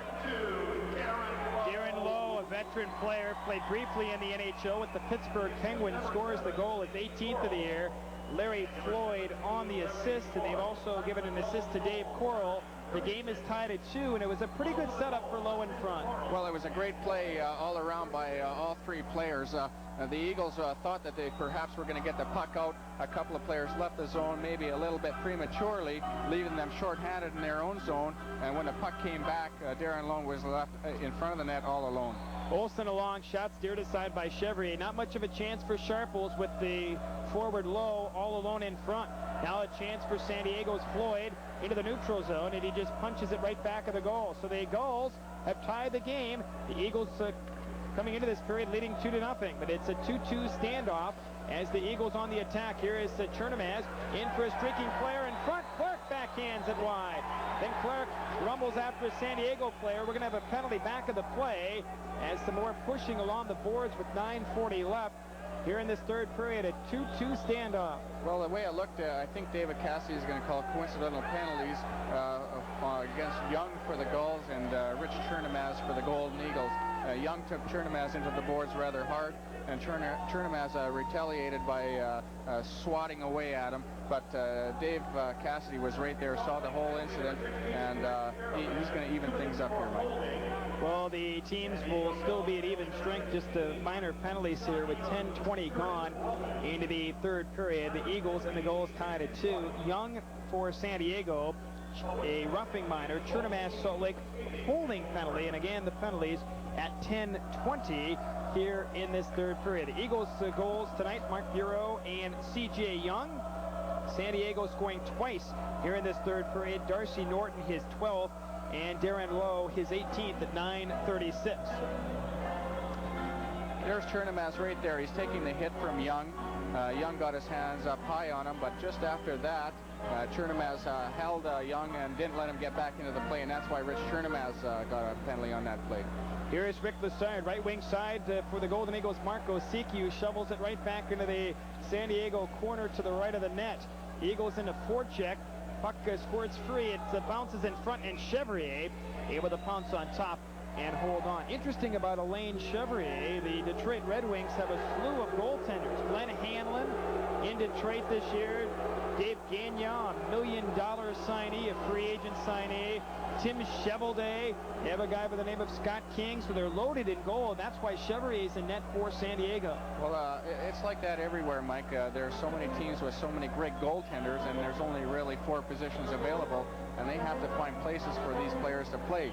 And that's why you see a man of Alain Chevrier's caliber down in this league, but it really does help the league out to see a seasoned veteran like him come in and play. Chevrier beat the Eagles January 11th by a score of 7-3, so the Eagles trying to get back for that loss, a little revenge from the 7-3 setback January 11th. This game has really turned into a very exciting one, Randy, with the Gulls scoring twice. Not so exciting for Coach Bob Francis, however. Well, no surprise that the game's so close, because I think there's been, I think maybe 8 out of the 11 have been a 1 or 2 goal defeats, so it's always been a close game between these two teams. Golden Eagles looking for win number 31. They're looking to move 13 points ahead of San Diego in the division standings. Here are the Eagles trying to work it free, but back of the goal, San Diego's tour plays. Back of the net, Samard into forecheck, a fight for it ferociously into the far side, and finally Nichols picks an opening and spins it right back into the Eagle zone. It might be an icing. Lassard back after. Icing is the call, but only because Lassard won the battle back there, and the face-off will come all the way back. You know, Mike, another thing I would just want to talk about is the penalties. With only 9 minutes to go in the game, the score tied 2-2. Both teams are going to be very cautious now. They're not going to play with such reckless abandon because they don't want to jeopardize their team's situation by putting them in a short-handed situation, especially coming this close to the end of the game and the score being so close. 8 of the 10 games this year between the two teams have been decided by 2 or fewer goals. 5 by 1 goal, 2 by 2, and here it's a 1-goal game because it's a 2-2 tie with 9:08 left. Well, and surprisingly enough, the Gulls are playing so great, and this is their 6th game in 9 days. They've got to be tired, you would think, anyways. Here are the Eagles on the attack, back of the goal. Tour for San Diego plays it for Bannister to the lump of the goal. It's flipped all the way to center, and San Diego try and wind to center, but Bureau able to whack it for Osiki, and he spins it right back down. 8:51 left in the third period, a 2-2 tie. Robbie Nichols plays for the Gulls, able to work out of there for San Diego. Nichols bursts to center. He's able to spin into the Salt Lake zone. Lessard knocks him off the puck. Eagles wind it to the far side, but Tour holds it in. Back of the goal, the puck on edge, and finally Lessard flattens it out as he works out of there. Here's Rick Lessard, a former first-team IHL All-Star a couple of years ago on defense in this IHL. For Mark Osiki, the rookie, clears it in. Eagles change up defensively, and Melrose and Grant, the new defensive pair for the Golden Eagles. Just over 8 minutes left in this game. We're tied at 2. Gulls take over on the left wing side. It's chopped right back into the Eagle zone and up into the stands. A stoppage of play with just a little bit over 8 minutes remaining. 2-2 tie here from the San Diego Sports Arena. Eagles and the San Diego Gulls, and we'll have a face-off outside the blue line to the right of Warren Sharpless. Well, with only 8 minutes left to go in the game, Mike, time is becoming a factor here as to the final outcome of what will happen here. Should the game stay tied through this last 8 minutes, we'll take a 2-minute break, let the teams get a little bit of a breather, and start a 5-minute sudden death overtime. Brian Patafi at the Salt Lake players bench as we have the 2-2 game. Mike O'Connell, the head coach for the Gulls. He played in the National Hockey League with Boston, Detroit, and the Chicago Blackhawks. A 35-year-old Chicago native. In his first year as head coach, he had an impressive playing career, and he's the son of former Cleveland Browns defensive back Dick O'Connell. He played his college ball at the University of Illinois. Mike O'Connell, an outstanding player in the National Hockey League, his first year behind the bench for the Gulls. Eagles and San Diego tied at 2. Lead pass on left wing, but it's broken up in the defense, and Grant swivels to get away from Simmer, and he's able to poke it up into the stands. A stoppage of play with under 8 minutes left in this game, a 2-2 tie. We have a couple of finals to report in the International Hockey League. The Milwaukee Admirals defeat the Muskegon Lumberjacks by a score of 7-4. And the Phoenix Roadrunners and the Kansas City Blades. Phoenix win the game by a score of 5-2. And the Eagles will take on Kansas City tomorrow night at the Salt Palace. The game time, 7 o'clock. Hope to see you tomorrow evening. Special Valentine's game, Military Dependence Night. Also February 20th, the Eagles against Muskegon will be family night. The 10 members of your family can get into the game for just $20. Puck is loose, left wing point. Chance for McInnes, and it's blocked off. It actually, I believe, went up the shirt of Kevin Melrose, and he's trying to find the puck. Where is it? There's something that very We're going to have to undress him to find the puck. Usually, Mike, on the back of a jersey, the players have a tie down, and that's in case they do get into an altercation with another player that when they start fighting, the other player doesn't pull the jersey over his head, so it's tied from the back of their jersey to the back of their pants. Again, February 20th, the Eagles against the Muskegon Lumberjacks. Family night. Up to 10 members of your family can come to the game for a total of $20. A great deal. We'd love to see you February 20th. For the fans making some noise here in San Diego. A 2-2 standoff late in this game, and we've had a little bit of everything here tonight. Great goaltending and a lot of drama. Here is Salt Lake's Grant, plays it but not out. At the point, McInnes, a shot blocked off. The puck bounces on edge, and Cruz plays for the Golden Eagles. Left wing for Melrose into the San Diego zone, but blocked off, and Duguay trying to make a play. It bounces to center, and Darcy Norton, who scored the first goal for San Diego, on left wing for the 36-year-old Charlie Simmer. Not flying, but Duguay drops it back to McInnes, but it's out of his reach and rolls back into the goal zone. Well, of course, that won't be icing because it was the Gulls who shot it down into their own end. Just a miscue. Here's Simmer, tries to pass it in front, but Norton can't get a stick on it. Now Cruz plays for Salt Lake with just over 7 minutes left in this game. The game is tied at 2 as Salt Lake clear it right back in. Chevrier to the side of the goal, leaves it for McInnes, who's able to work out of there for San Diego. Rolls in across the blue line. McInnes stopped, drives it just wide. At the point, Floyd for San Diego. His shot, Sharples gets a piece. And then on left wing, Corey Lyons, the rookie for Salt Lake, out of the Western Hockey League, moves in, cranks up a shot. It's blocked. Samar to drive up into the stands, and a stoppage of play. First Corey Lyons and then Samard with chances, and both were deflected before they were able to get towards that San Diego goal. A couple of great shots there, Mike, but from quite far out, it deflected up over the glass, and that's why the whistle. The Eagles and the Gulls tied at 2. We're here in San Diego. Hope you're enjoying the action, and we'll be right back in just a moment. While every bank has its own personality, their claims are all very similar. They say they're friendly or very knowledgeable, convenient, or offer great service. So how do you decide which one will deliver what they claim? May we suggest you look to the bank whose people allow it to stand a little taller, a little stronger? I did. Well, of course I did. We're back in San Diego. The Eagles and the Gulls tied at 2, just over 6 minutes left in regulation time as C.J. Young plays the puck for the Salt Lake Golden Eagles. The rookie who played his college hockey at Harvard in across the line. Young trying to sweep it through, but Chevrolet is able to pounce on top and hold on as the Eagles. Young crashed into that end board area with Dave Corral of the San Diego Gulls. And this game going down to the bitter end here at 2-2 time. We want to remind everybody that if the game is tied through 60, we would have a sudden death 5-minute period to decide a winner. Both teams would receive a point, and then it would be for the bonus point. Well, that's when the game really becomes exciting. Of course, whoever scores first, the game will be over. They'll get 2 points. The other team will get 1. The benches here in San Diego, adjacent, 6:07 left. Bob Francis, Jamie Hislop, and Brian Patafi on the Salt Lake bench, of course, with the Eagle players as well. 6:07 left. The game tied at 2. Glad you've joined us here tonight.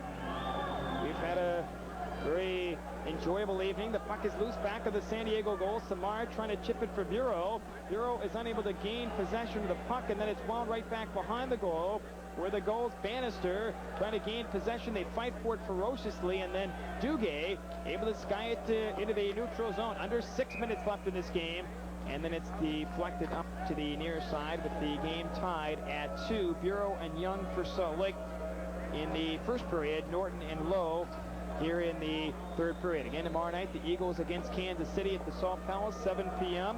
The Blades have the worst record in the IHL, but they played the Eagles pretty tough this year. Well, they're in their division. It's their first year into the league. They're experimenting quite a bit. They're looking for the right formula as far as who they want to interject in their lineup.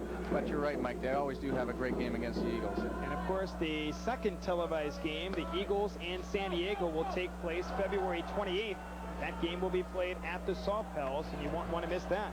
Here's the puck loose on the right side. Mark Bureau spins free into the center ice area, and Bureau slams it right back into the goal zone. Caught by the goaltender Chevry, and he sets it up for Al Tour on the left wing side. Eagles are trying to jam it free. They fight for it ferociously over there. It's flipped in the slot and finally cleared by San Diego, but not out Samard after it. And the goaltender Chevry is able to pounce on top with 5:12 left in the third period at 2-2 time. Well, Alain Chevrier, Mike, you can see he's got a lot of smarts. He's a very seasoned veteran. He knows exactly when he should hold onto the puck, get a whistle, and start over again, and when he should pass it off to his defenseman. He's always aware of where everybody is at all times. Robbie Nichols, a very fierce competitor. He played last year with the Phoenix Roadrunners. And, of course, Mark Bureau on both scoring plays, involved with the scoring goal at 6:40 in the first period, and then set up C.J. Young.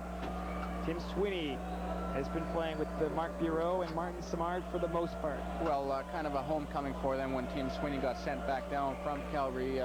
They've just took right off right where they were last season, and it's been a big plus for this Eagles through this winning streak that they've had. San Diego Gulls, an unaffiliated team. They have players from various NHL teams under contract. Here's Simmer on left wing for San Diego. Able to spin free into the neutral zone, crosses the red line and dumps it right back into Eagles territory, where Cruz plays it into center, and a chance for Salt Lake. On the left wing side, Deasley, one man back. He shoots high over top of the net. Deasley let it fly. Here's Cruz for Salt Lake. trying to muscle it free. It's a work on the left wing side of the Gulls. Break free to center. Two-man break for San Diego. In across the line, McInnes, tied up by the defensive player on the far side, Osiki, and the Eagles come up with the puck, and Cruz able to play it in the center. 4.5 minutes left. Third period, a 2-2 tie. And Larry Floyd able to wind it free on the right side. Streaking free, Darcy Norton shoots, pad save, Sharples. And with San Diego changing, no other player there to try and work free for a rebound, as Coral slams it right back behind the Eagles goal, and Salt Lake control the puck. Great play by Warren Sharples, get behind the net and gain control of that puck, or else it would have wrapped right around to Dave Coral. All Cruz trying to work it free. Harkins also, and Todd Harkins for the Golden Eagles with 9 goals this year on right wing for Ryan Deasley. In across the line, Deasley stops, holds up to the top of the circle, tries to center one, blocked off by Dave Coral, who's able to try and work it free. And finally, Young plays for San Diego on the left wing side. Scott Young, no relation to C.J. Young of the Golden Eagles. Here's Melrose into center. Left wing side for C.J. Young, knocked off the puck, and finally Melrose just yanks it right back into the Gulls' end. 3.5 minutes left. Third period, a 2-2 tie. San Diego scoring both goals here in the final period. Now the Gulls break 2 men to center. In across the line is Martinson, holding on, trying to center Sullivan. The Sharples gets a piece, and the puck is loose, and finally Chernomaz able to breeze to center. Good scoring chance for San Diego, but Chernomaz zigzags with Young, but Young ahead of the play offside. Only 3 minutes and 13 seconds left. We're still tied at 2, and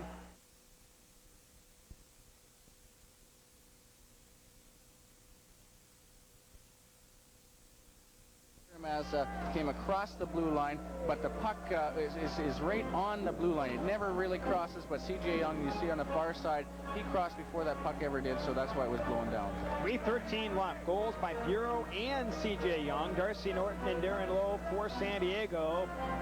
A 2-2 standoff. Eagles at home tomorrow night against Kansas City, and will play quite a few home games next week, February 20th, 22nd, and 23rd. The 20th and 22nd against Muskegon, and then a week from Saturday at home against the same San Diego Gulls hockey team. Here's the puck loose back of the goal with just over 3 minutes left in this game. A 2-2 tie. And the Gulls break out of there into center, and San Diego's Sullivan able to work it free. Tries to smack it up on the far wing, and it actually deflects up into the stands. A stoppage of play. We see the far side here in San Diego. Of course, the Booster Club members in attendance here tonight, some 40 strong. Well, you know, Mike, here's a great play. The Gulls came down on a 3-on-2 back to Sullivan. Sullivan just ripped one. C.J. Young was there to corral the rebound and worked out at the end, but Warren Sharples again stood his ground, stood up. He didn't really give Sullivan anything to shoot at. Eagles and the Gulls are tied at 2. Eagles have played only 4 overtime games this year and have not picked up a victory. 2 of those games have actually been a shootout. We'll get into that in just a moment, as it's cleared right back to center, and Sweeney has to hustle back for the Salt Lake Golden Eagles. Plays up the middle for Mark Bureau. Angles in with Olsen into the San Diego zone. Olsen cuts in. Great pass in front for Sweeney. Chevrier gets a pace. Tremendous setup for Sweeney, and Chevrier, outstanding save. Gulls clear it down the ice. Lessard after it, but the save of the night here for the San Diego goaltender. A 2-2 tie here in San Diego, and we'll be back in just a moment for the exciting finish. What's that cool going down? Is that chill rushing through you? What's that takes your breath away? That's the taste of real refreshment. That's the real Diet Coke. That's the taste of real refreshment. Just for the taste of Diet Coke. 2:22 left, third period, a 2-2 standoff. The face-off will be deep into the San Diego zone, but a tremendous save by Chevrier. As we pick it up, Mark Bureau dumps it to Darrell Olsen. Darrell Olsen, out of the corner of his eye, sees Tim Sweeney breaking towards the net, feathers the pass over to him, but Chevrier was right there to keep the score deadlocked at 2, Mike. And what great action we've seen so far tonight. Eagles in 1-goal games this year have a mark of 6-4-4. They've played pretty good when it gets down to crunch time. Of course, we'll go to a shootout if the game was tied after a 5-minute sudden death overtime. Puck is loose on the right side. Duguay plays for San Diego. Wings to center, and then it's chopped right back into the Salt Lake zone. The forward Simmer able to backhand it behind the net with just over 2 minutes left. We're tied at 2. And the Eagles cruise, able to work to center. Simmer knocks him off the puck. Beasley after it also. Scissored at the blue line and then works in. He shoots. Chevry the save. And the bouncing rebound controlled by San Diego. And the Gulls play it into the Salt Lake zone. A chance for San Diego in front of the goal. McInnes, the shot blocked off by Melrose. Out play into the side of the Salt Lake goal. Cruz able to bounce it off the backboards and leads out of there with 1:40 left in this game. Cruz hit hard by McInnes, and in across the line is the forward Floyd. Angles up, surveys the traffic, then drives it. And a blocker save Sharples. It deflects into the corner, and Harkins has no other choice but to ice the puck because the Eagles were in a defensive situation back after Coral and icing is called with 1:21 left. Harkins didn't want to try the breakout pass. He felt at this point better to clear the zone and get reorganized in the defensive territory. Well, part of the reason of that is, Mike, this is a sport unlike others. They don't have the luxury of having a whole bunch of timeouts. When people get tired, they either need a whistle or to be able to change on the fly. The puck was deep in the Eagles' end. They felt that there was a little bit of pressure. They were tired. They wanted to get a change, so Harkins threw it down the ice, got the whistle, was able to make the change. We got a fresh line out here now, and they're going to start again. Key face-off for Mark Bureau. Does he want to win it back or win it to the side? He's going to try and definitely win it back so Rick Lessard has some time to get around the net and make a breakout. Eagles Bureau unable to win the draw. It's a backhand on the right side for Floyd, but the Eagles break out of there into center. Bureau left wing for Chernamaz, trying to drop it free, but Coral after the whole play whistled on offside with just over a minute left now. 1:09 to be exact. A 2-2 tie as Chernamaz, Martinson, Samard, Coral, they're all having some words, but with just over a minute left, I don't think you'll see much more than idle discussion. Both teams very cautious. They don't want to step over the line and put their team in a shorthanded situation there. Martinson was with Chernamaz, who really, Rich Chernamaz gives up a lot of height and weight to him, and you can see the bigger players from Salt Lake coming in to protect their captain.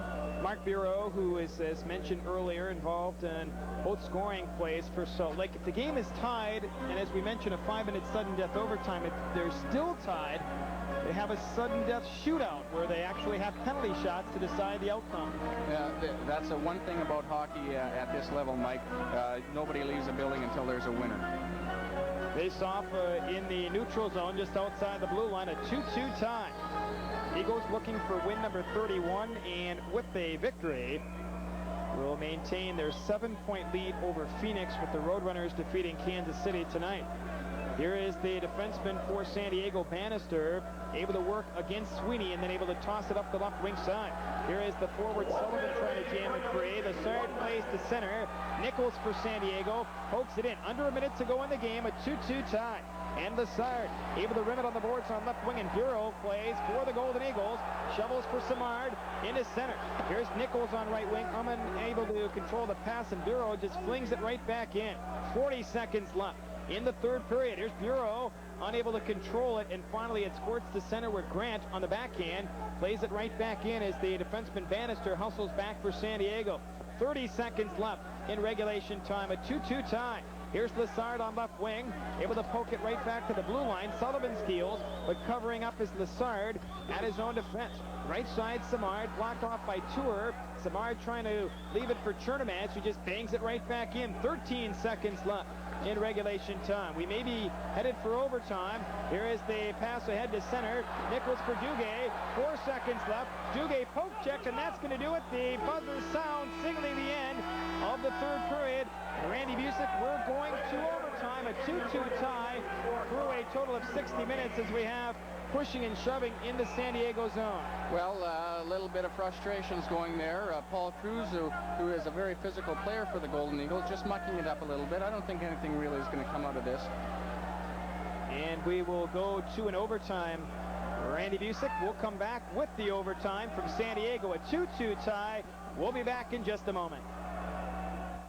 With Hardee's Family Value Menu, Mom and Dad can feed themselves and their 4 kids for under $10. Dad can feed himself and his son's basketball team for under $10. Mom can feed herself, her 3 kids, a neighbor's kid, and a kid she doesn't even know for under $10. Hardee's Family Value Menu is designed for families who want a lot of delicious food for not a lot of money. Like hamburgers for 59 cents, cheeseburgers for 69 cents, and hot dogs for 79 cents. Hardee's Family Value Menu, the return of good old family values. Hey, you gonna eat that last fry? Kiesel Sales would like to help you with your gift-giving ideas. Choose from our large selection of Zenith televisions, video recorders, and camcorders. Kiesel Sales also has the finest selection of home appliances featuring Maytag, Amana, Hotpoint, and Genair. Kiesel Sales can help make your purchase easier with 90-day interest-free financing, layaway, and free next-day delivery. Kiesel Sales, 3109 Washington Boulevard, Ogden. We are in San Diego, California. The Eagles and the San Diego Gulls. The Eagles have not won a game this year in overtime. They are 0-4, 0-2 in overtime games, and 0-2 in shootouts, so they're looking for their first overtime win of the year. Well, they played very well throughout this whole game. I thought they looked a little bit tired towards the end. Probably partially due to the fact that they had to kill a lot of penalties throughout this game. San Diego, of course, due to their schedule, is showing a little bit of fatigue too, but nonetheless, both teams have really put their heart and soul into this game. As sadly enough, someone is going to have to lose this game, but both teams have played well up until this point. San Diego, in a combined overtime and shootout record, 3-5. They picked up 1 victory in a shootout. The game here, of course, is tied to the tune of 2. Eagles' last overtime or shootout game, January 25th. They lost 5-4 in a shootout in Kalamazoo. But this is always thrilling, Randy, because when the goal is scored, that's it. We're going to go down to ice level with Mike Runge here at the San Diego Sports Arena. Well, after 60 minutes of play, here I am. I'm supposed to be doing my post-game interview, and what happened? We got to go back for more hockey. Yeah, it's overtime here in San Diego, the San Diego Sports Arena. We're having a good time in San Diego. Wish you were here with us. Get back to the action. Mike Barrick, take it. Boy, it's a fun, Randy. The game is tied at 2. The Eagles holding to a 2-0 lead. The Gulls coming back to make it interesting with 2 third-period tallies, and that's why we are tied through 60. Not a very big crowd here tonight, Mike, but they are very boisterous. They've got their team going. The Gulls came back from the deficit, seem to have a little bit of momentum going for them, but the Eagles have had a lot of great scoring chances. If not for Alain Chevrier, they could very well have won this game in regulation. Well, the Eagles looking for their first overtime or shootout win of the year as the Gulls break it free on the left wing side. A chance for Floyd. His shot to Sharples gets a piece of that. And Chernomaz plays for the Golden Eagles. Rims it to the right of the net where Grant plays on the right side for Kerry Clark. Into center ice, Clark rumbles to center. He is tied up, and the puck is cleared on the right wing side in a stoppage of play. Shots on goal, third period, 10-9 in favor of Salt Lake. The shots on goal through 60 minutes, 32 for San Diego and 26 for Salt Lake. So Warren Sharples, 30 saves in regulation time. So an outstanding job at the Salt Lake netminder, although it's tied at 2. Well, he's got to be happy with his performance, the way he's played tonight. It's been since last Friday since he's been able to get a game in, but he really has played superb in the last 5 starts that he's gotten. Eagles have Mark Bureau flanked by Tim Sweeney and Martin Samar. Bureau, 2 points in the night. And the Gulls have the line with Sullivan up front for San Diego. Sullivan's the key on the San Diego line to play a defensive role against Mark Bureau. Here's Olsen into center. Shoots it right back into the Gulls territory. Robbie Nichols and Rod Dahlman, the other forwards, so a checking line for the Gulls. Here's Coral, tries to flick it free. Bureau after it. Right wing point for Osiki. Cuts in. Tries to center one, but Coral breaks it up on the left wing side with just over 4 minutes left in the overtime. A 2-2 tie. Robbie Nichols on the right side trying to feed it for Dahlman, but Salt Lake on the attack into center. Osiki swivels into the San Diego zone, pops it off the backboards, and controlling the puck for San Diego is Dave Coral, the defenseman on the right side for the former Phoenix Roadrunner, Robbie Nichols. Shoots it free into the Salt Lake territory. The rookie Sullivan hit by Rick Lessard, and the whole play is whistled down on the near wing with the 3:42 left in the overtime, and the San Diego player shaken up to the near wing. Well, appears to be Sullivan. Rick Lassard, who is a big burly player for the Golden Eagles, he comes in and he tips the scale quite a weight. And when he takes a player into the boards, the player really feels that Sullivan is obviously hurt. We're not sure where, but the trainer's out looking at him now. Eagles and the Gulls tied at 2 here at the Sports Arena in San Diego. We'll be back for continuation of the overtime in just a moment. Can you tell which of these fireplaces have wood fires and which have natural gas fireplace logs? It isn't easy, because today's natural gas logs look so real, most people can't tell the difference. Natural gas logs turn on and off instantly, don't pollute, come in lots of styles and sizes, last for years, and cost about half as much to use. So which of these fireplaces have the natural gas logs? They all do. Call this toll-free number today and get the natural gas advantage. 5-4. The face-off will be deep into the Salt Lake zone. 3:42 left in the overtime as Sullivan getting up slowly, attended to by the trainer Larry Roberts, as Bob Francis and Jamie Hislop survey the situation, check out their line combinations. But Sullivan was really hit by Rick Lassard and is limping towards the San Diego dressing room. Well, that little limp there, Mike, might tip us off. Probably maybe a Charlie horse or a hip flexor. Hopefully not something serious, particularly to his knees. Well, Randy, you're familiar with injuries here in this building. You're sitting up here in the broadcast booth tonight, and you suffered your knee injury right here earlier this season in San Diego. Well, unfortunately, I did, Mike, and that was back in November, and I haven't been able to come back. It turned into be quite a serious thing, and I had to get a knee operation out of the whole thing, but it looks like he's not in too much pain here. We're getting a little bit of help into the dressing room, but hopefully just a little bit of a bruise. Some ice will fix that up. 3:42 left in overtime. We're back to action at 2-2 tie. The lead pass to center off the mark, and San Diego's Darren Bannister able to play it into center. Deasley breaks it up, and then Simmer for the Gulls able to play it for Duguay into center. Wrapped around by Grant. Lassard after it also. Duguay knocked down. The fans looking for a penalty, but Cassidy watches it go by. Now Grant on right wing, able to play it between the two San Diego defenders on net, and Chevrier plays it for Al Tour behind the goal. Here is Darcy Norton on right wing for San Diego, able to play it for Duguay into center, and he shoots it into the Salt Lake zone. It bounces on edge. Sharples leaves it for Grant. Deasley after, with just over 3 minutes left in the overtime. We're tied at 2. Here is McInnes on the right side, but another San Diego player shaken up to the right of the Salt Lake goal, and it appears to be Darcy Norton, but he's skating on his own towards the San Diego players bench, as Darcy Norton, as mentioned earlier, a couple of years with the Minnesota North Stars organization in Kalamazoo, a pretty good goal scorer for the youngster. 39 goals his rookie year, 22 last season, and skating on his own into the San Diego zone. Well, he's got quite a bit of a limp going right now, Mike. He's just trying to skate out the little knot or bruise that he sustained. I think he got it when he went into forecheck. He went to hit the Salt Lake defender into the boards, and he missed him and really crushed himself in there. Eagles and the San Diego Gulls tomorrow night at the Salt Palace. Salt Lake against Kansas City, 7 p.m. at the Salt Palace. San Diego control with under 3 minutes left in the overtime. We're tied at 2 as Melrose sets it up for C.J. Young. Spins to center into the Gulls territory. Right side for Chernomaz. His shot off the side of the goal as Chevrier plays it on the left wing side for the former Golden Eagles, Steve Martinson, in his center. Former member of the Montreal Canadiens. Martinson moves in. Find a center one, but C.J. Young back checks and able to intercept the pass. Lugs the pass ahead for Chernomaz into the San Diego zone. Shoots it towards the goal, and the goaltender Chevrier pounces on top and holds on. Randy, we talked about line changes earlier, and how quickly do the teams change lines, particularly in overtime? Well, usually a shift would last somewhere in the neighborhood between 35 to 45 seconds. That's, of course, if a player is going at full speed. It's such a fast game, Mike, that, you really tire out quite quickly if you're going at full pace.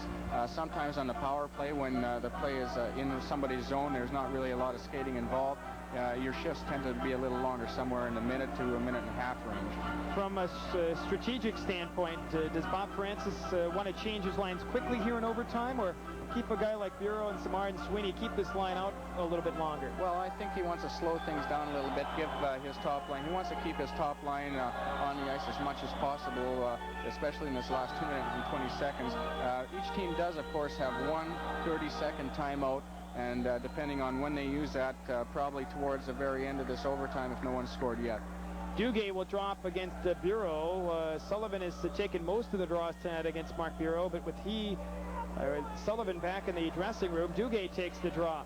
Now on the right side, Gulls that try and work it free to center, but the Eagles' Olsen has to circle back. Leads it for Samard at center, a hustling Bureau into the goal zone. Trying to maneuver in. Chevrier pounces on top as Bureau was stationing himself towards that goal, and Chevrier wisely holds on with 2:09 left in the overtime, a 2-2 tie. Well, now there was a case, Mike, of where the Eagles shot it deep into the Gulls zone from their side of the red line. It would have been an icing penalty had the Gulls got back to touch the puck first, but Mark Bureau, being onside, was able to race in behind the Gulls defender, touch the puck first, nullifying the offside icing call.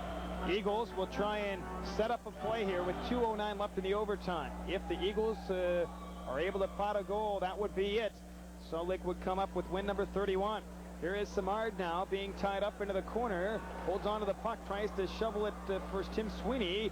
Sweeney now kicks it free, gets away from Nichols. Right point for Olsen. His shot blocked off the defense, and the rebound taken by Coral. And Robbie Nichols for San Diego plays to center. Under 2 minutes left in the overtime, a 2-2 standoff. And whirling around at his own defense is the Calgary native, Daryl Olsen. Ahead for Rick Lassard, who bounces it off the boards into the goal zone. Here's Coral ahead for Duguay on left wing. Into the Salt Lake zone, the former Peoria Riverman Rod Dahlman over skates. Eagles play it, but Dahlman steals, then Lassard beautifully pokes it outside the blue line, and Dahlman has no other choice but to shoot it to the Salt Lake defense. Here's Lassard. Pokes it ahead for Paul Cruz into the goal zone. He's poke checked, and San Diego whirled to center, but it's off the mark, and Melrose able to play it for Deasley. A lot of turnovers and open ice. 1:13 left in the overtime. We're tied at 2. Sharples himself plays for Kevin Grant behind his own cage, eludes Dahlman, and then able to feed for Todd Harkins. Floyd steals for Dahlman. Puck is loose on the far side with under a minute left in the overtime. We're tied at 2. San Diego is on the far side. Harkins for Salt Lake trying to work it free, and Floyd just slashes it right back off the boards behind the goal. 50 seconds left in overtime. There's Cruz on left wing. Able to play it rink wide for Deasley into the San Diego zone. Deasley around to her and a goal. Chevrier gets a piece. It's loose. He falls on top. Brian Deasley with a great end-to-end rush. But Chevrier pounces on top with the game on the line. Well, when you have a player like Al Tour out there, he's very cagey. He knows exactly when to pinch and when to stay back. He really forced Brian Deasley into a bad angle there, and Chevrier just went down, covered all the net possible. The puck came sliding into him, and he froze it. And as we see Deasley coming down the far boards here, Al Tour has a good position on him. Deasley has trouble cutting in. He's trying to lean on Tour to get a better position, but just no possible way. Chevrier, seeing that Deasley can't lift the puck in the air, just lays down and lets the puck come sliding into him, and he holds onto it for a whistle. Brian Deasley close to scoring his 20th goal of the season. He scored 16 in his rookie year last year for the Salt Lake Golden Eagles out of the University of Michigan. 36 seconds left.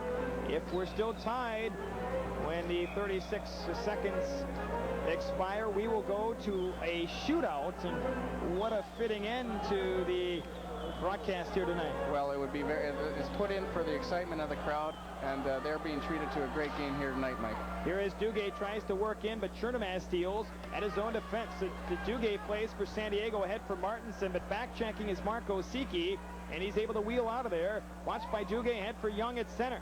18 seconds left in the overtime. Young moving in, but it's offside, I believe, on the far wing, as we have only 16 seconds left.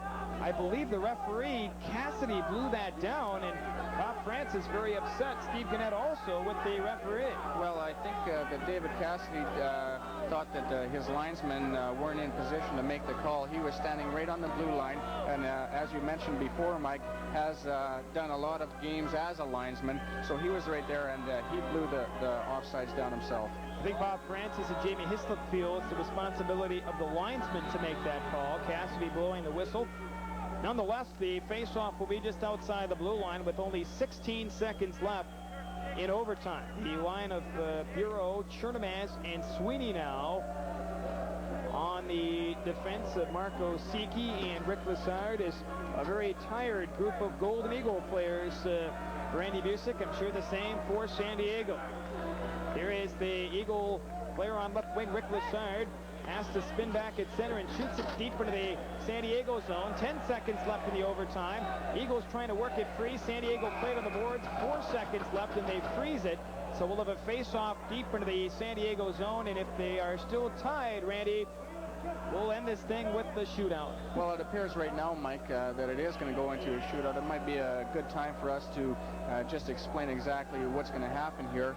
Each team is going to be allowed to pick 5 players to go down on the opposite goalie, picked by the coach, probably his top goal scorers or the ones that are the shiftiest, and it'll be a best of 5 for each team. So whoever scores the most goals after the 5 shooters are up will win the game. Interestingly enough, the Eagles have lost 2 shootout games and have not scored a shootout goal. So we'll see if the Eagles can break that here tonight. 4 seconds left in the overtime period. Face-off will be just inside the blue line to the left of Chevrier in San Diego, with the Mike O'Connell have called a timeout. We've had a long game here tonight, Randy Busick. It's gone along very slowly here tonight in San Diego. A lot of stoppages, good goaltending here tonight, some activities during the intermission, and it's been a very, very interesting game.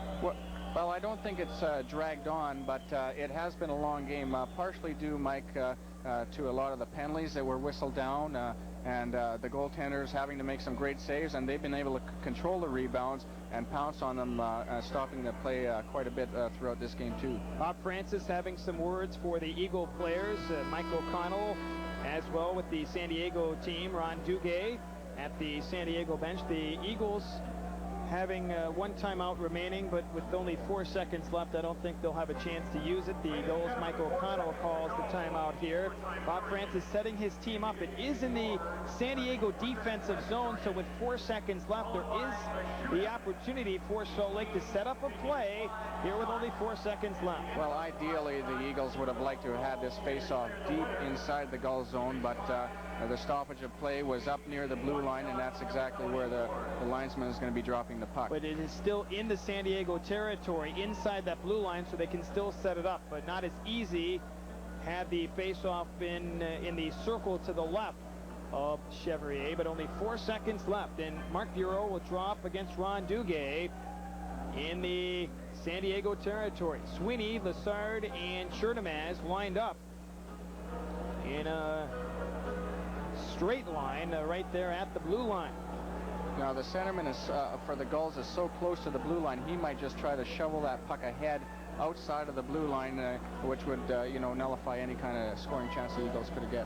Robbie Nichols will draw up now as Duguay has been tossed out of the face-off area. Osiki is shot blocked off by McInnes, and that's it. We will go to a shootout. We have played 65 minutes and we're still tied at 2, but we have a little bit more here in the center ice area. Robbie Nichols, Rich Chernomaz, Rod Dahlman, Mark Bureau, as the teams have battled through 65 minutes. They're still tied. They battled 60 minutes last night, and they're very, very feisty here in San Diego, and things getting a little more heated in San Diego. Well, Robbie Nichols is really a thorn in the Eagles' side, has been all night, and has been not only this year, but when he played for the Phoenix Roadrunners, and he's really a pester. He really gets under your skin, and he does a good job at it. He draws a lot of penalties on himself, and puts his team in a power play situation quite a bit. But we have a little bit more here as everybody into the fracas. Ron Duguay's on top of the pile. A lot of red, white, and gold of the Salt Lake Golden Eagles. Duguay and Dean Morton, the defenseman, over a couple of sprawling Salt Lake players. It really started with Chernomaz and Robbie Nichols and has gone from there. And now on the far wing, Mark Bureau and the player Rod Dahlman involved in a little fracas. Now, I'm not sure exactly what happens if someone gets a game misconduct. I believe, Mike, they won't be eligible to shoot in the shootout. No, definitely not. Penalties here will not carry on for the shootout. And Dahlman throws a couple of punches over the linesman. Bureau trying to fight back, and the linesman trying to separate. Boy, we've had a little bit of everything here tonight. It's pretty quiet as far as the fisticuffs are concerned, but this game, which has gone on for a while here tonight in San Diego, I think the players are frustrated as they're all still milling around in the Salt Lake zone with the game, the regulation and overtime concluding here. But Randy, they're still milling around on the far side and very intent over there as well. A lot of dancing around. What are they saying in that file?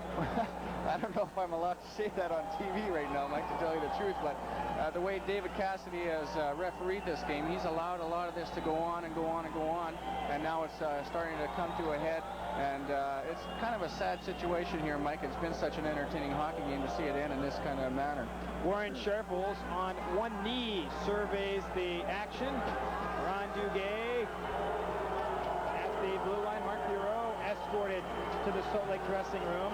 I'm sure he's frustrated because he's such a dangerous player offensively. He'd love to be involved in the shootout, and San Diego having some tough players out there. They had Rob Dahlman, Robbie Nichols against the skill guys for Salt Lake, and I don't think Mike O'Connell's too upset to have a guy like Bureau off the ice. Well, it was a very uneven soft as far as that goes. You see Mark Bureau, he's headed off into the dressing room. Presumably he won't be eligible to shoot in the shootout, which is going to be a great loss for the Eagles because normally he would be one of the players that usually leads them off in this five-man shootout. If you look at who went off with him, it'd be Rod Dahlman, and I would bet my bottom dollar that he wasn't going to be involved in the five-man shootout anyways. Yeah, they had their tough line out late, more of a defensive line, and with a guy like Bureau off the ice, and Chernivaz probably also, Randy Busick, because Chernivaz was involved as well, although he's skating to the near wing. We'll see if he stays on for the Salt Lake Golden Eagles. The Eagles and the Gulls tied at 2. We'll come back with the shootout in just a moment here from the Sports Arena.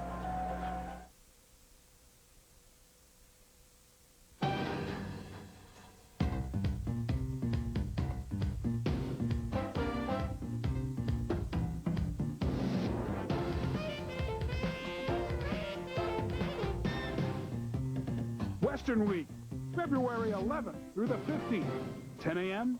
and 7 p.m. We've got Wheel 14. Enjoy an evening at Partners, Ogden or Holiday, famous for truly unique atmosphere and really good food. Partners specialize in fresh seafood and tender-aged beef, featuring our own homemade recipes. We serve dollar-saving early bird specials 5 to 6:30 p.m. every Monday through Thursday. Choose from 6 of our most popular entrees, complete dinners at lunchtime prices. Enjoy the best for less at Partners, 337 31st Street in Ogden and 4668 South Holiday Boulevard, Holiday. We're back in San Diego. We, at this point, know there have been 4 players escorted to the dressing room. Rod Dahlman, Rob McInnes, and Robbie Nichols. Mark Bureau, the only player for Salt Lake. Perhaps Rich Chernivaz will also be led to the dressing room, but not at this particular point. A 2-2 tie here through 65 minutes. The shots, by the way, 2 apiece in the overtime. 28 for Salt Lake in the game, 34 for San Diego. The Eagles and the Gulls. The Eagles led 2-0 through a total of 40 minutes, but the Gulls scored twice in the third period. The goals by Darcy Norton and Darren Lowe to tie the game. The Eagles had that lead through 40, but then San Diego came back in the final stanza. Well, San Diego showed a lot of grit and determination by being able to claw and fight their way back into this hockey game. A couple of great goals in this third period to tie the score at 2. A lot of great action. Warren Sharples was outstanding again in the third period, or else they could have very easily have lost this game too.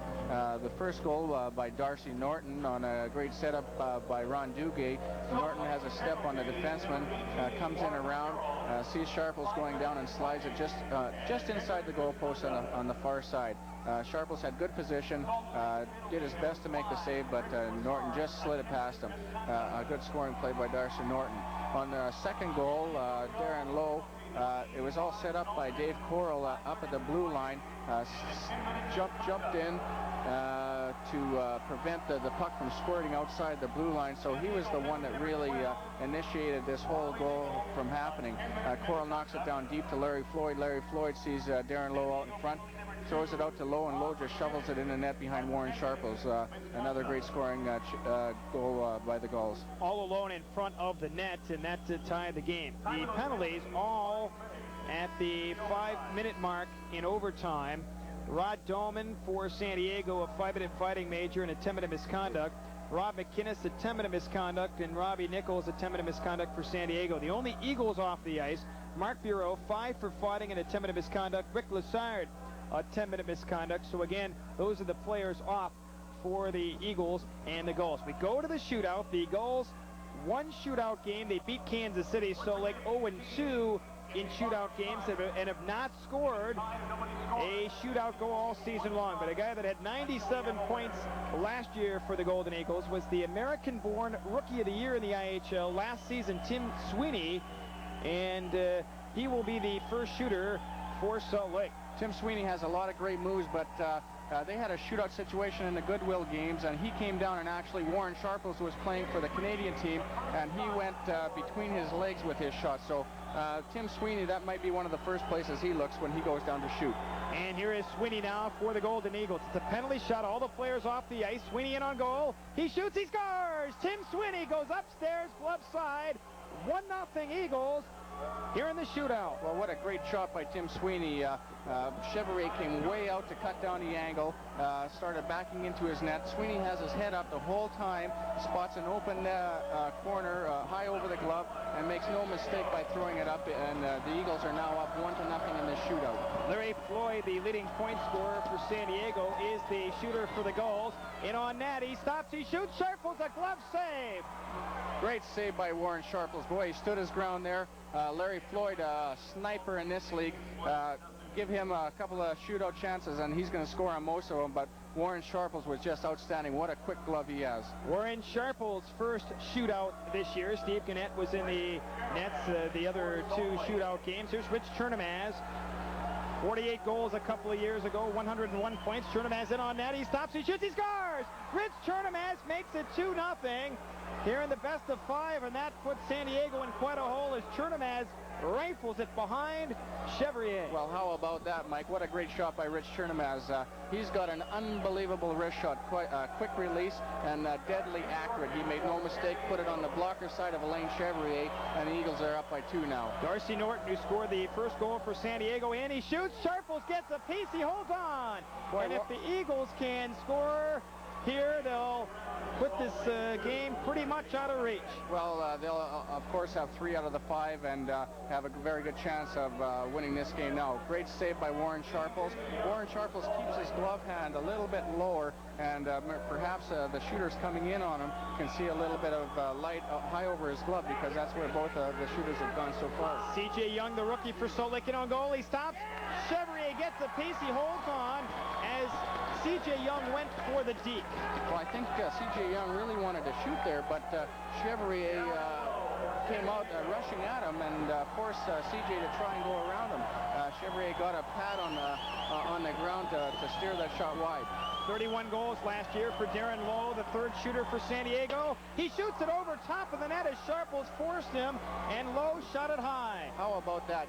I see a real trend happening here. Everybody has gone high to the glove side on Warren Sharples, and they've been successful all 3 times. Ryan Deasley in his 2nd full season for Salt Lake, out of the University of Michigan. If he scores here, the game is over, and the Eagles will pick up the victory. Here's Deasley on the 4th shot. In on goal. He stops. He shoots. Chevrier gets a piece in. Deasley is stopped. What a great split save by Alain Chevrier. Deasley came in, had a lot of good speed, made a couple of great moves, went to slide it underneath the sprawled out Chevrier, but just got it up a little too high and hit him in the midsection. Had he been able to keep it on the ice, perhaps could have gone in. If Simmer fails to score here, the Eagles pick up the victory. The former Golden Eagle, Charlie Simmer, in on net. He stops. He's in. He shoots. He scores. Charlie Simmer for San Diego. Twice 50 goals for the Los Angeles Kings. He beat Sharples. It's 2-1 through 4 shots in the shootout. How exciting is this, Mike? What a great move by Charlie Simmer. A little bit of a stutter step there, forcing Sharples to go down, and then had his legs open there, slid it right underneath of him. 63 goals last year. Corey Lyons in on net. He stops, he shoots, he scores! Let's see. No goal.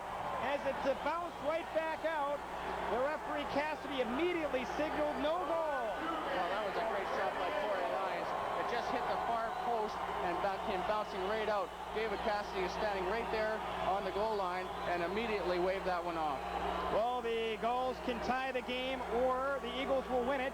Duguay in on goal. He stops, he shoots, and Sharples the save. It's over. The Golden Eagles have picked up a scintillating 3-2 win. Everybody out to congratulate Warren Sharples, who stops a guy 12 years in the National Hockey League, Ron Duguay. And how do you like that?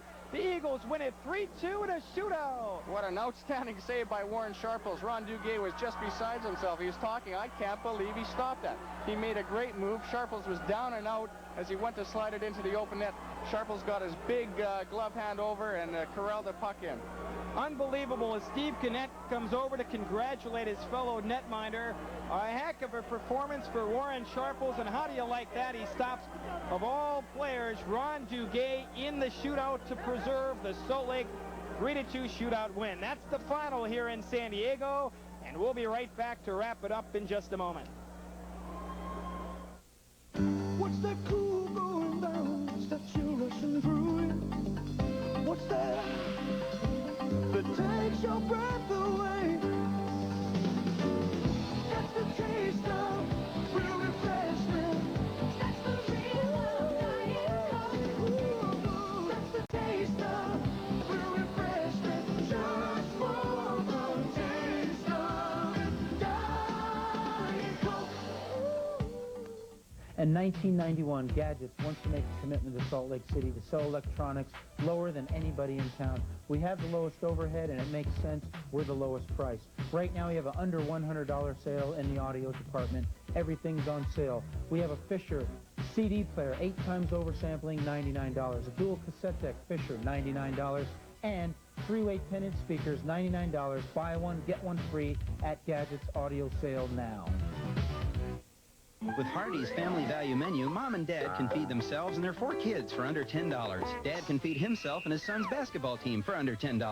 Mom can feed herself, her 3 kids, a neighbor's kid, and a kid she doesn't even know for under $10.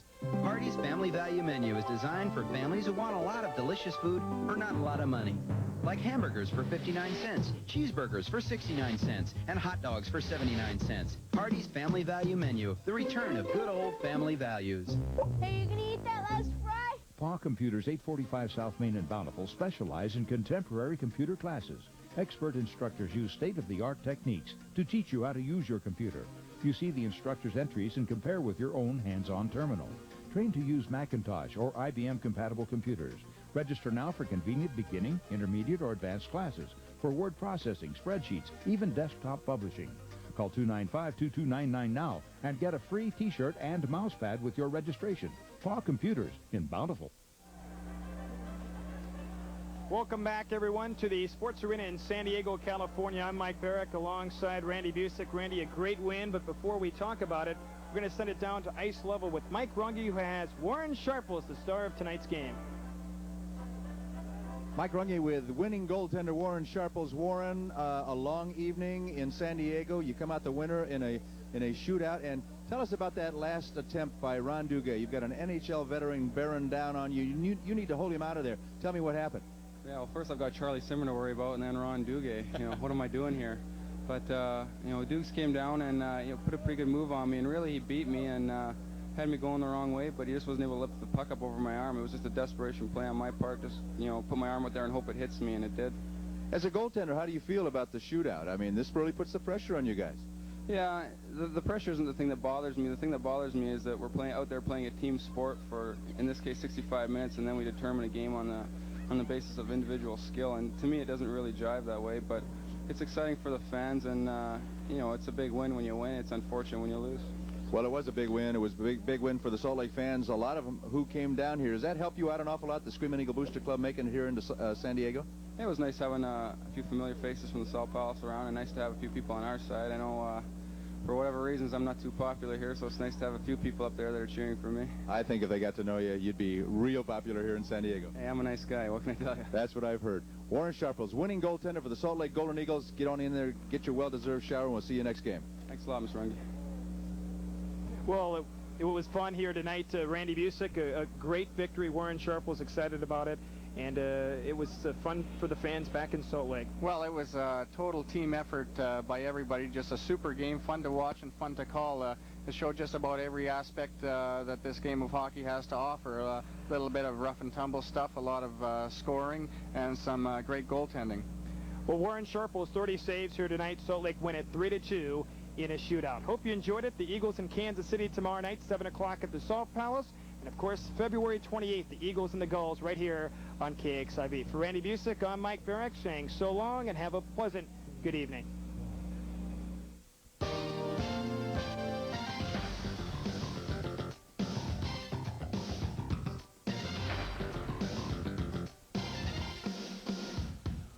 Live coverage of IHL professional hockey on Reel 14 has been brought to you by Hardee's, Zions Bank, and Coca-Cola.